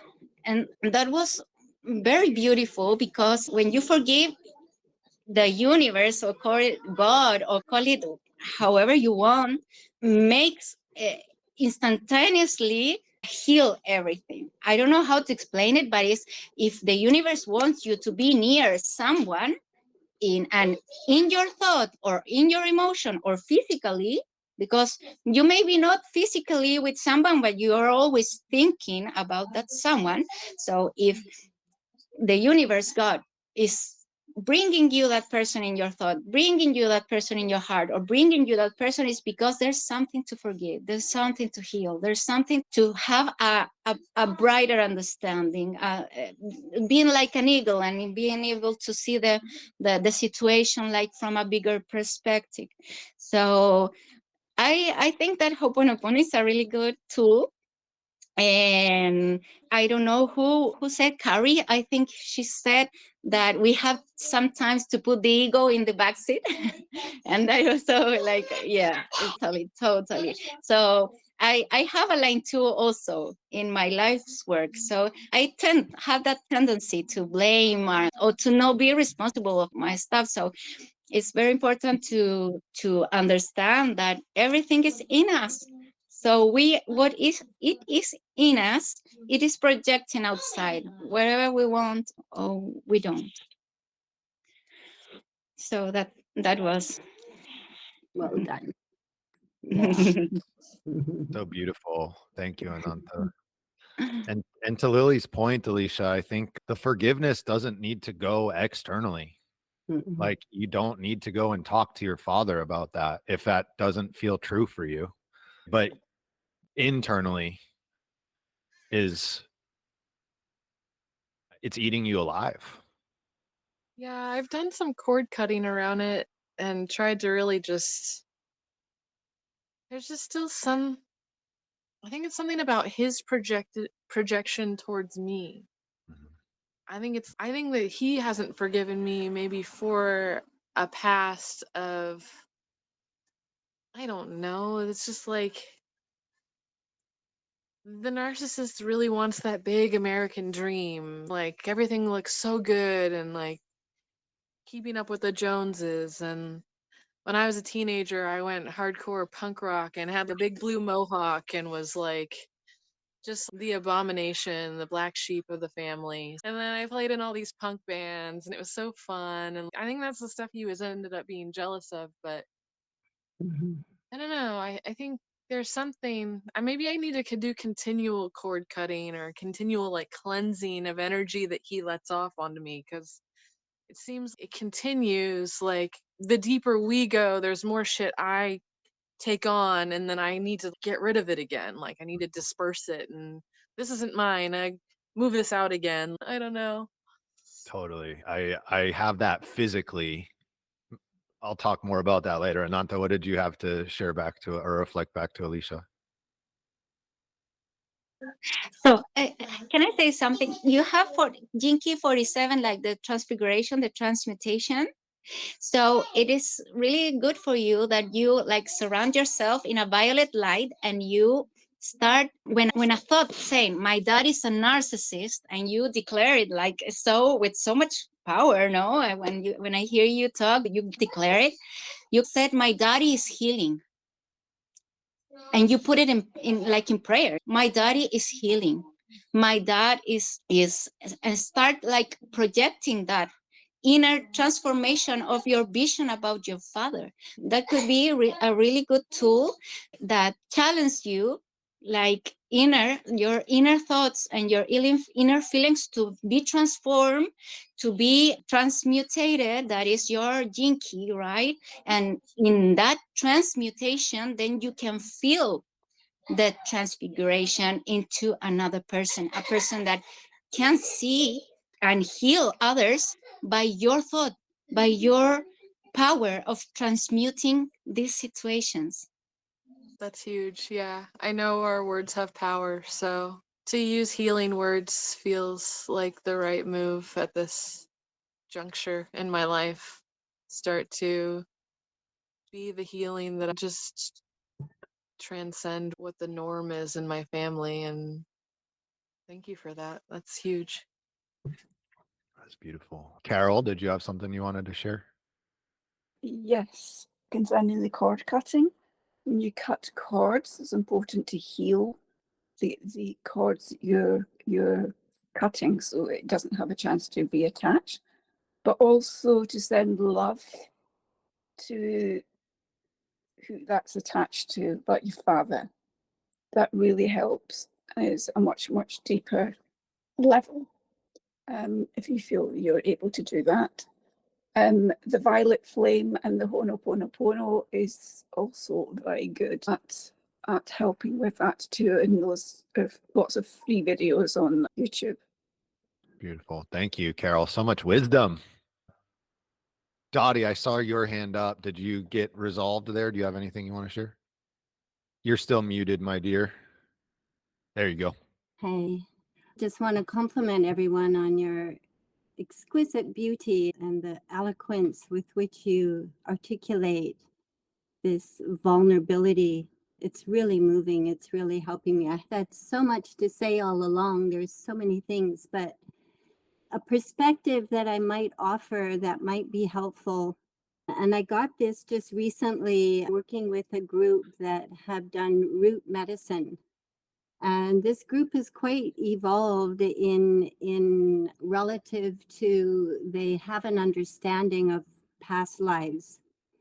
And when we have that opportunity to see our past lives, it's usually what presents are not the beautiful lives. They're the lives where we really created and maybe we're architects of shadow and real darkness in the earth. And it's something they didn't speak about, but I could see how much challenge they had in forgiving themselves for what they had done before.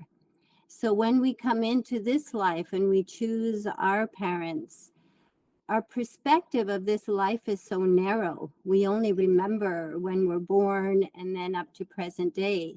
You don't know what was, we usually come in with the same pod, like the same players. What transpired in another life where you really caused injury to maybe your father, who is your father now? So we're playing karma. So it takes you out of this victim mentality that this is happening to me.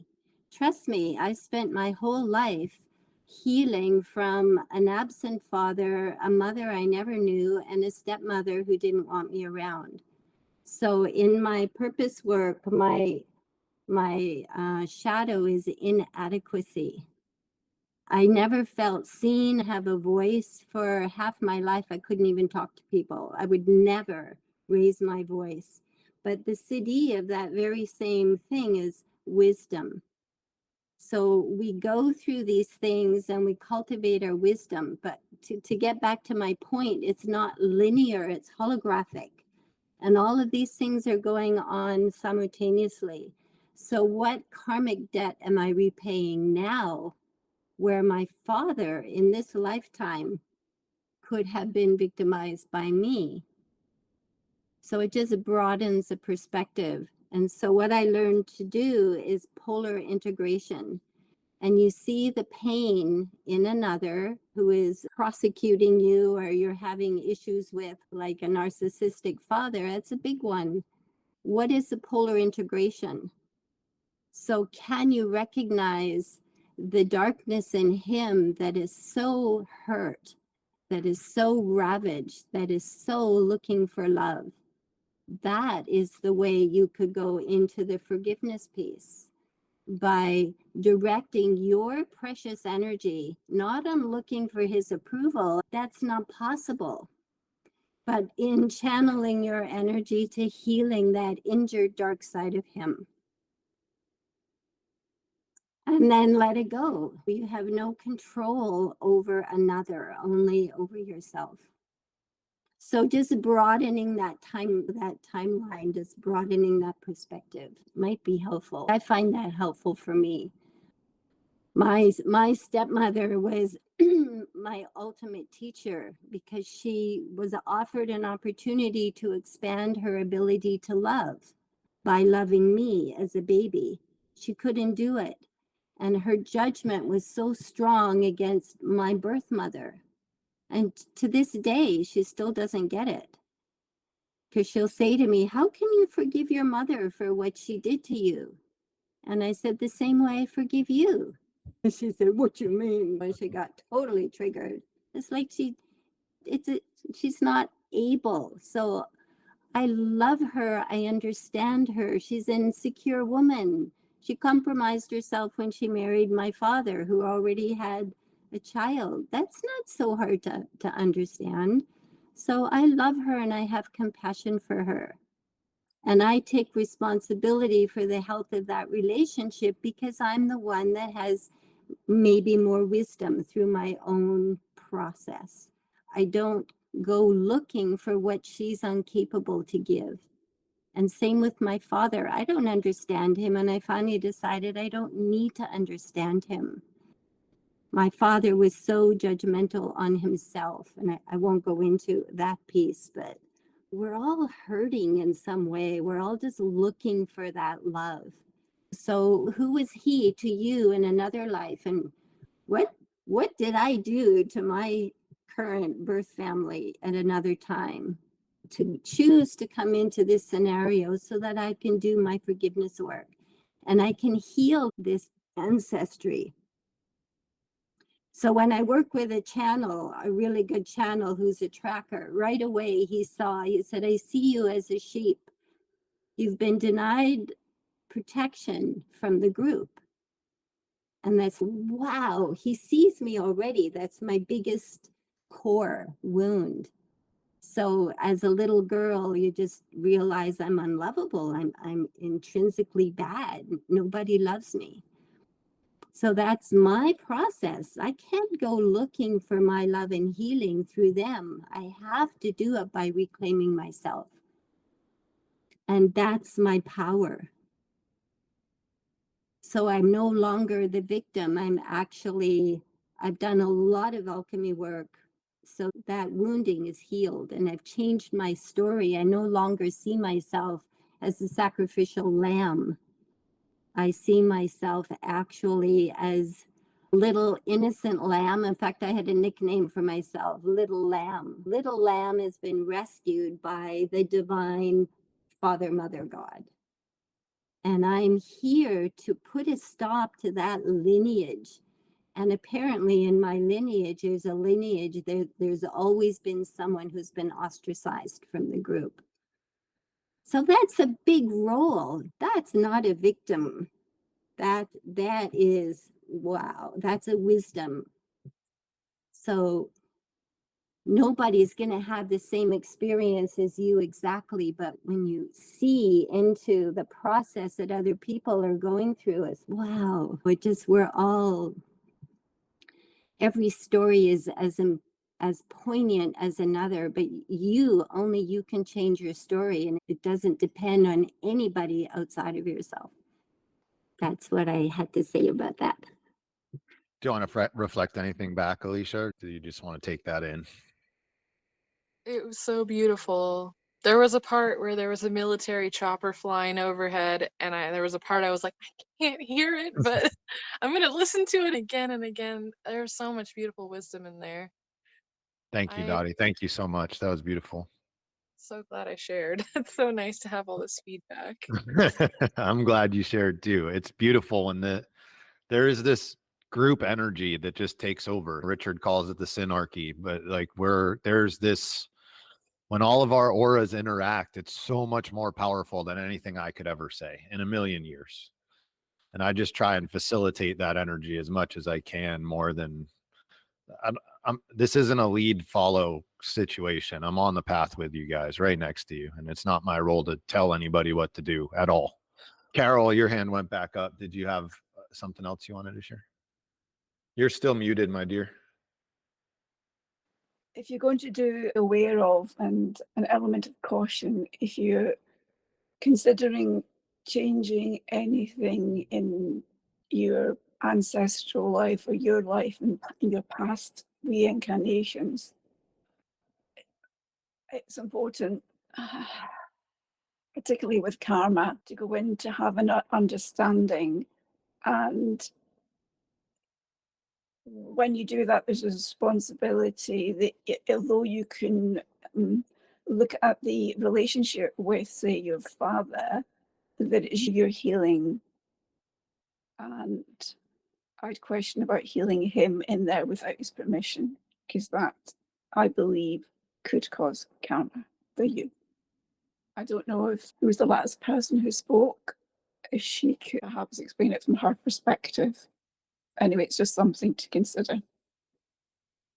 It's the offering of love, the offering of compassion and understanding. Okay, thank you. That's where I'm coming from. And I did that with my stepmother.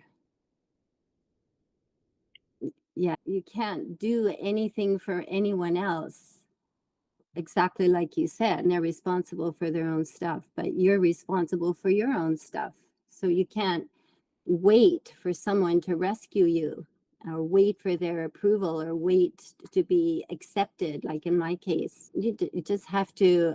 So I stopped my own lineage of abandonment by not abandoning myself. So I'm the most important person in my life. I'm the one that has the biggest effect on what I say to myself. Do I continue to say, yeah, I'm not good enough and I'm unlovable? At what point do I just say that's not true? I have a higher power. So my higher power isn't the approval I'm looking for, or where do I find love? Because then you turn into this. So I turned into someone, so if you're young and you're pretty and you're looking for love, that opens up this whole other avenue of, okay, there's lots of narcissists out there who say they love you. You got to get clear on what that is for yourself. So I'm not suggesting she can heal her father. I'm suggesting that she can send her heart healing and her forgiveness and her compassion and see him for what he really is, an injured soul looking for love. So that's an energy exchange. When you see him that way, as opposed to seeing him as this ominous, controlling energy that you don't know how to deal with, just see the truer essence of him. He's a fractured soul, as we all are. Just so much wisdom, Dottie. And that the way to do that in the gene keys, Alicia, is to hold his cities always in your mind. So if you have his birth information and you can pull his gene keys profile, you don't know his time. Okay. Nonetheless, use your intuition, right? You have the gene keys book and you can use your intuition to whatever feels right. Use that key or even a handful of keys and look at those cities. And that's the reflection that you hold, regardless of what he says, regardless of what he does. That's the not injured part, right? That's the part at his deepest core, who he actually is before things went sideways. And so often people pull Gene Key's profile for other people's because they're like, I'm going to figure out where your shadow is and I'm going to call you out on your bullshit behavior. And that is the exact opposite. If you're looking up somebody's Gene Keys, you're looking them up so that you can know their cities, so that you can see them as that first and foremost. I know that I can look up his birth date, and that gives you the life's work sphere. Exactly. And that's probably the main one you'd want to look at anyways, is what kind of thing is he trying to come to completion on in his lifetime? Because he doesn't have much time left. Right. So Right. like maybe just trying to hold his city of his life's work. And yeah, I think that could be really good to reflect on. Yeah. I think that's He a might beautiful already place to start. might already be there. I don't know. There could be some other shadows he hasn't quite figured out, but if he gets his life's work sphere done before he goes, then maybe that's something to do with our relationship. I don't know. we'll see. I'll have to look into it. You got it. We won't know until we know. Does anybody else have anything to share with Alicia? Yeah, one more thing. We also live in this matrix of judgment. What if we're all just fractals of the divine and we're here serving as teachers, like my stepmother is a teacher of judgment? And what if there's no judgment actually? That's an imposition. That's part of what's been imposed on us, this right and wrong and all of that. What if it's all, I don't know if I have the words to describe the bigness of that, but we all go through our evolutions, and with each life, we evolve more and more to the light. So the people that hold the highest light are inevitably the ones that had the deepest dark, because I don't know exactly how that works, but how much judgment are you holding? So when we release our judgment and we replace, so we don't get sick. When you have judgment, as this beautiful lady was talking about how it affected her gallbladder, you make yourself sick because we're pointing and blaming somebody outside of ourselves. That's never going to work. How can we turn that around and nurture ourselves back to wholeness and to health and radiate your light so that a narcissist doesn't even affect you? In fact, you would affect him with your light. So the whole judgment piece, I really get that. And the whole idea of forgiveness, I don't even like that word because that's a judgmental word. Oh, I forgive you for what you did. I have a desire to understand. Tell me your story. So I did that with my stepmother and my mother when I met her again. And it's beautiful. If I went and lived their life and had the experiences they had, I probably would have done the same thing or reacted the same way. So when you have a desire to truly understand another, there's nothing to forgive.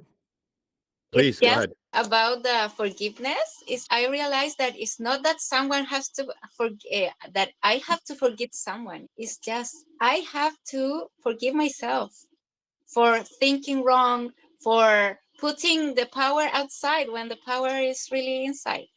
So that was the biggest realization of my life. Even my gallbladder never hurts again. So and yes, and when pain comes in my body, forgiveness is a really good tool. But first you have to ask, right? Your body, why? What watching wrong? What I'm viewing wrong? That it's not connected with the pure power of love, of gratitude, of joy. That was a really interesting realization in my life. It's like epiphany. It was really beautiful. I'm getting that from you. You're really inspiring me. I have a body issue in my hip, and I'm going to do exactly what you described. And and the question is, what do you need from me that I'm not giving you to my hip? Yeah. And I know that Alicia, if you put that into work and you really do it, you will see your power and you will see it in a great magnitude. Don't doubt about it because I know it will be. Yeah, take that rebel punk rocker and use that as that's your power, but turn it into something that's maybe not rebellious, but more of a warrior for yourself. Two things popped up for me. One is the sphere of my purpose, which is the 60th gene key, which is limitation, realism, justice. And that gene key teaches us that there is one judge in this universe and one judge only, and that is God. It is not our role to judge anybody, to make any decisions, whether they're bad or good or any of that. All we can do is hold love in our heart and trust that the universe will redress the balance. Always, the universe will redress the balance. That's what that gene key is all about. It's about limitation. It's just balance. It's karma. There's a structure and then there's an energy that wants to come through that structure. And we're constantly juggling those two things and finding that balance. It's not our place to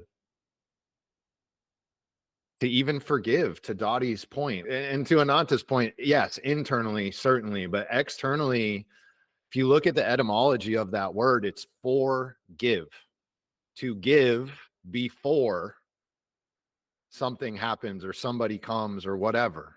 So that was one. The other, this is more to Dottie, is I have a practice. So I've been working on this video for weeks now that is all about this idea that Ananta was just talking about, which is that our internal healing is what heals our external issues, especially chronic issues. I believe that wholeheartedly with everything in my being.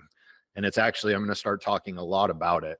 But one of the practices that was life-changing for me is a parts work. Are you familiar with parts work at all, Dottie? Okay, so parts work is basically where we all within our psyche have a ton of different pieces of who we are. And sometimes one person is in the driver's seat and sometimes another person is in the driver's seat. And some of them are more shadowy. Some of them are, you have multiple even in the gift.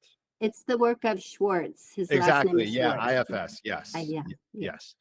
So it's in that vein, except you're going to make one of the parts, the part of you that's hurting, the physical hurt. And so what I do is I get out a journal and I literally, and I mentioned this last time too, I write down J : and I ask the question. And I think what you just said is a great place to start. What am I doing or not doing that I need?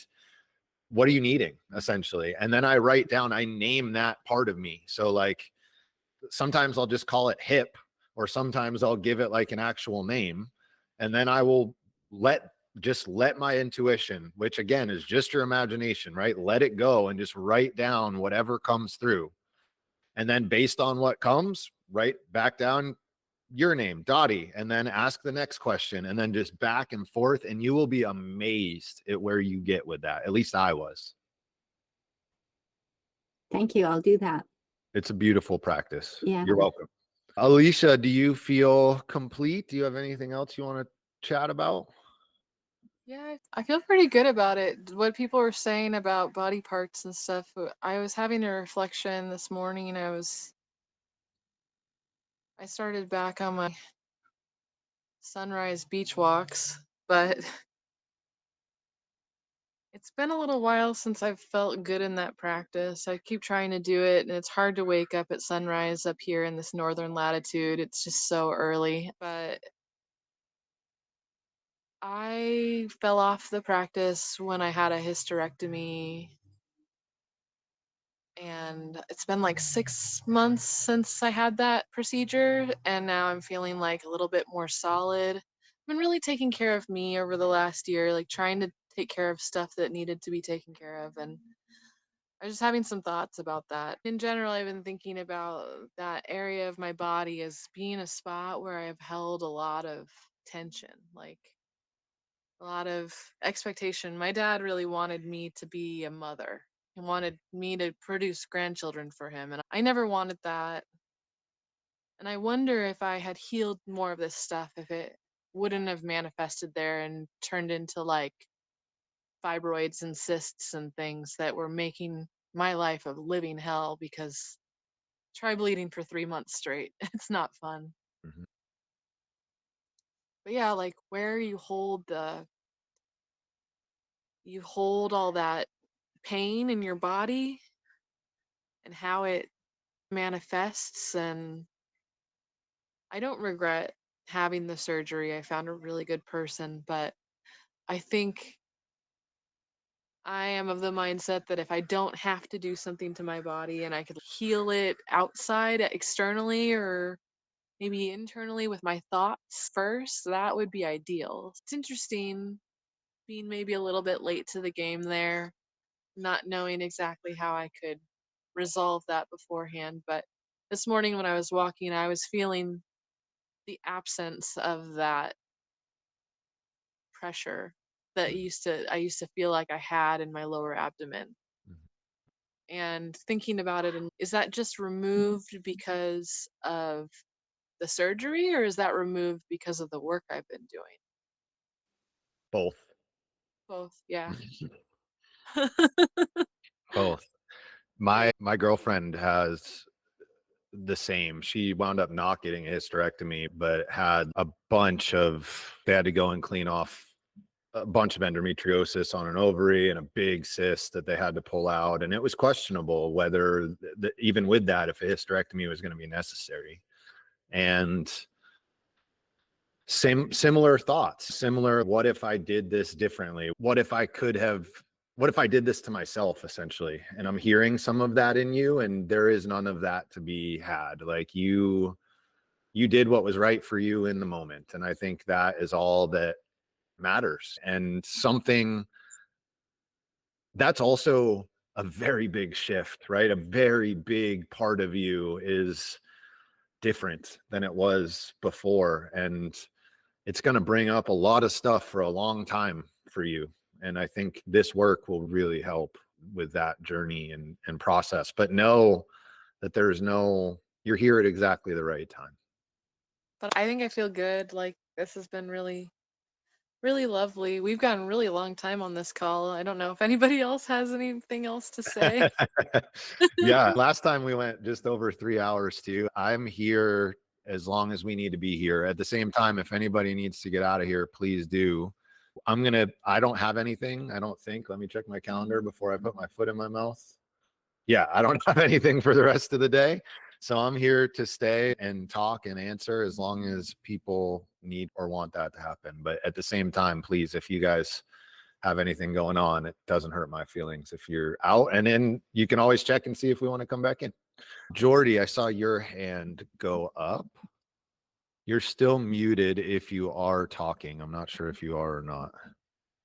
Okay, I'm gonna let Jordy try and figure out what's going on, or maybe it was a mistaken hand raise. Also, if you can figure it out, Jordy, on how to unmute, please feel free to chime in.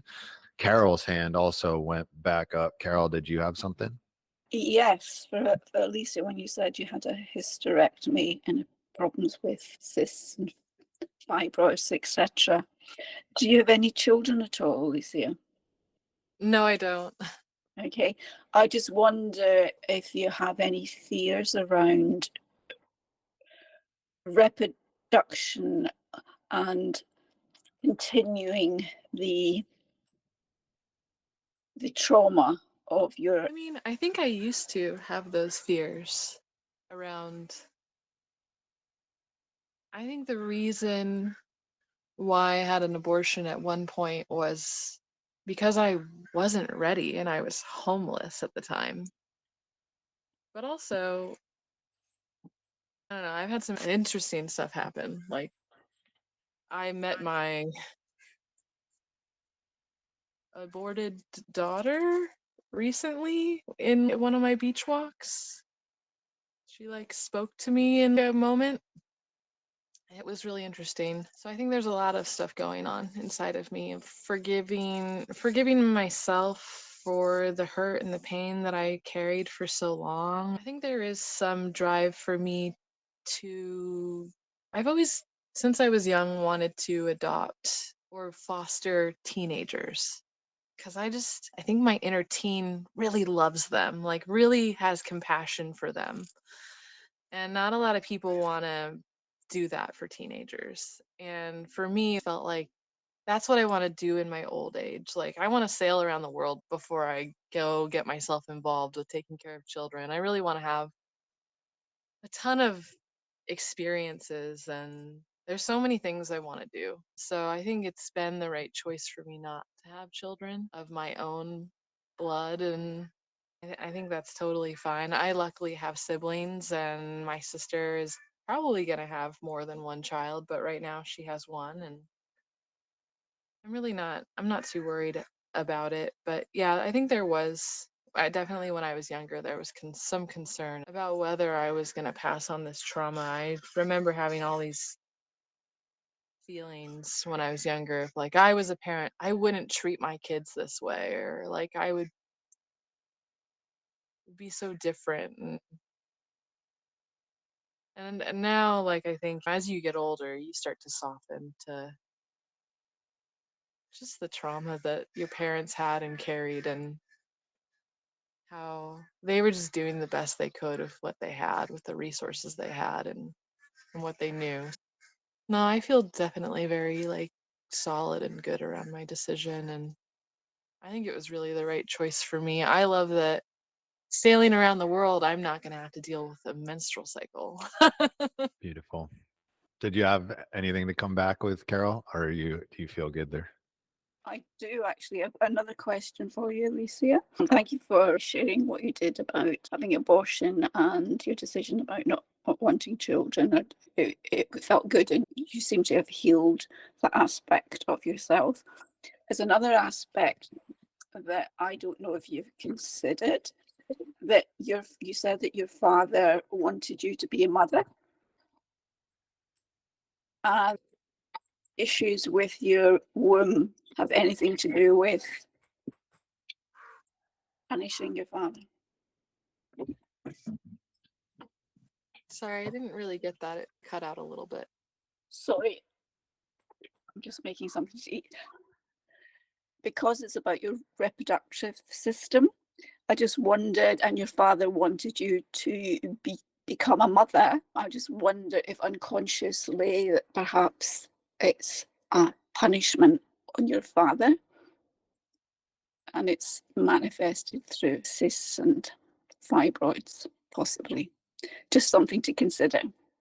Yeah, I think my dad told me he wanted me to have kids after I'd already had my tubes tied when I was 25. At that point, I had already made that decision for myself. But I don't think all the birth controls and things that I took over the years were kind on my reproductive system. And I think that there's a lot of harm that can be done through the medical system. And they're not very accountable to that side of things. But yeah, I think that maybe the fibroids, and I think there is something there to like I don't know. It's not that I don't think I ever necessarily thought I wanted a hysterectomy, but after suspecting I had endometriosis and stuff, and for years, like it was mentioned from my gynecologist several times, and I eventually just considered it because my periods had gotten so bad, and like how it's hard to even consider going back to work when you have a period that lasts 3 months. Like, how do you, like, I don't know. And like my iron stores were so low, I was just very depleted for so long.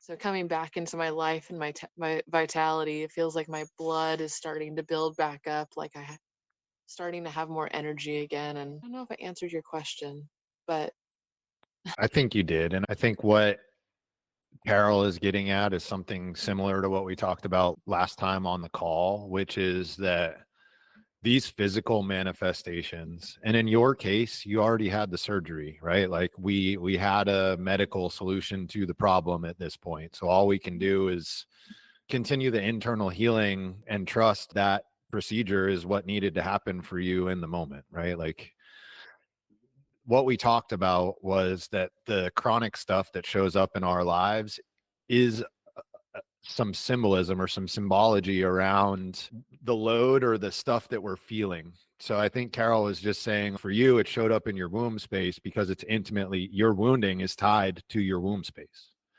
Whereas mine is my lower back because I was trying to carry the weight of the world my entire life.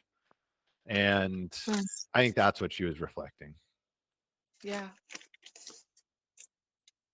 My core stability and my wound or core stability vocation sphere is 63.1, which is doubt as the shadow and inquiry as the gift. And then truth is the city. Yeah, truth is the city. So maybe it's like finding my own truth in all of it, and my own, and like ever since I was a young kid, I was questioning everything.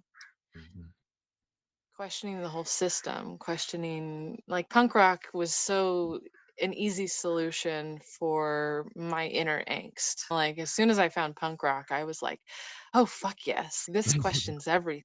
Like And it's funny. So that gene key is a lot about getting out of your head. It's a lot about thinking that you can intellectualize yourself to truth, but you can't. That's not how you find truth. How you find truth is by feeling it, if you will. Like we can't, unfortunately or fortunately, we can't really know the truth. Not all the way. We can feel the truth, but we can't know the truth. Dottie, and then I see Ananta's hand up too, but Dottie, go ahead. Three things. I have 63-1 in my attraction. So I get that whole truth-seeking mission my whole life. So I wanted to say joy. Blood carries the consciousness of joy. So when you were leaking joy for that long time, you're not in a good place. And you'd already decided, so this is just my take on it. You decided you didn't want to have children. You'd rather foster children. So your body just made that happen for you so that you couldn't have children, supporting your decision. Anyway, but the main thing I wanted to say is your desire to have foster teenagers. In my process in my life, I lived in my father's home till I was about 13. Then I met my mother and lived with her for about 5 years. That didn't go very well. I ended up pregnant, having an abortion, which never was a problem for me. And I found out much later through a channel that child only needed to be conceived. It didn't need to be born. So it was an agreement. But the other thing I was going to say, what happened when my mother and I didn't get on well is I ended up going into the welfare system. And so here I am, like this, what did they call me? I didn't have a good reputation. I was an out of control, angry young girl, and I almost didn't get into this foster home. But when I did, it's the best thing that ever happened to me, ever. Because the first time in my life, I was at the same level as everyone else. I wasn't relegated to the basement, clearly being less than my stepbrothers and sisters. And it was beginning of my path because all the other girls that were in there had horrific lives. And we all shared our experience. And feminine therapy, there's nothing like it. That was the beginning of me learning about feminine healing. I just want to say that to you because there's a lot of teenagers out there that could be really, that changed my life, that foster home. And I was 15 and I stayed there until I was 18. And then at 18, you're out. And I was ready to be on my own after that. I keep thinking that's all I have to say. I keep hopping on. Same. Thank you, Dottie. Ananta, did you have something you wanted to share? Yeah, if we think of the past, there's nothing to regret because it was perfect for your level of consciousness. It's not we can change it or something like that. It is what it is, right? That's the truth. The truth is everything is what it is. I can see a little, if you let me to tell you that what I can see is that there's like this need to take out something from your life, from you, that is in you. It's that operation, sorry, I don't know how to say. It's like you took a part of yourself that was like really making you low energy, right? It was really, you cannot live with that. It was at the point that you cannot live, so you decided to take out that is part of you, like physically. And if I think of your father, it's like you want to take out of him of your life. There's a need taking out something that is in you, but you don't know how. It's like, how can I do it? So I think that is amazing, that transmutation and transfiguration, and you should continue meditating on that, Jinky, because that will let you know your power, the power that you have to transmute that energy that is, it's like when we are negative, right? When we have negative thoughts, we are like, no, everything is wrong, and you walk and everything is wrong. It's like you carry a baggage that that makes you low. So the change, you may say, no, that he's the blame, I put the blame on this person, and then you put more baggage in your. But when you start thinking like in a right manner of situations, then it's like you start taking off that baggage, right? But it's an inner transformation, right? So it's like it's good for you to be aware, and for everyone to be aware, what are those patterns that we are following that we don't realize, right?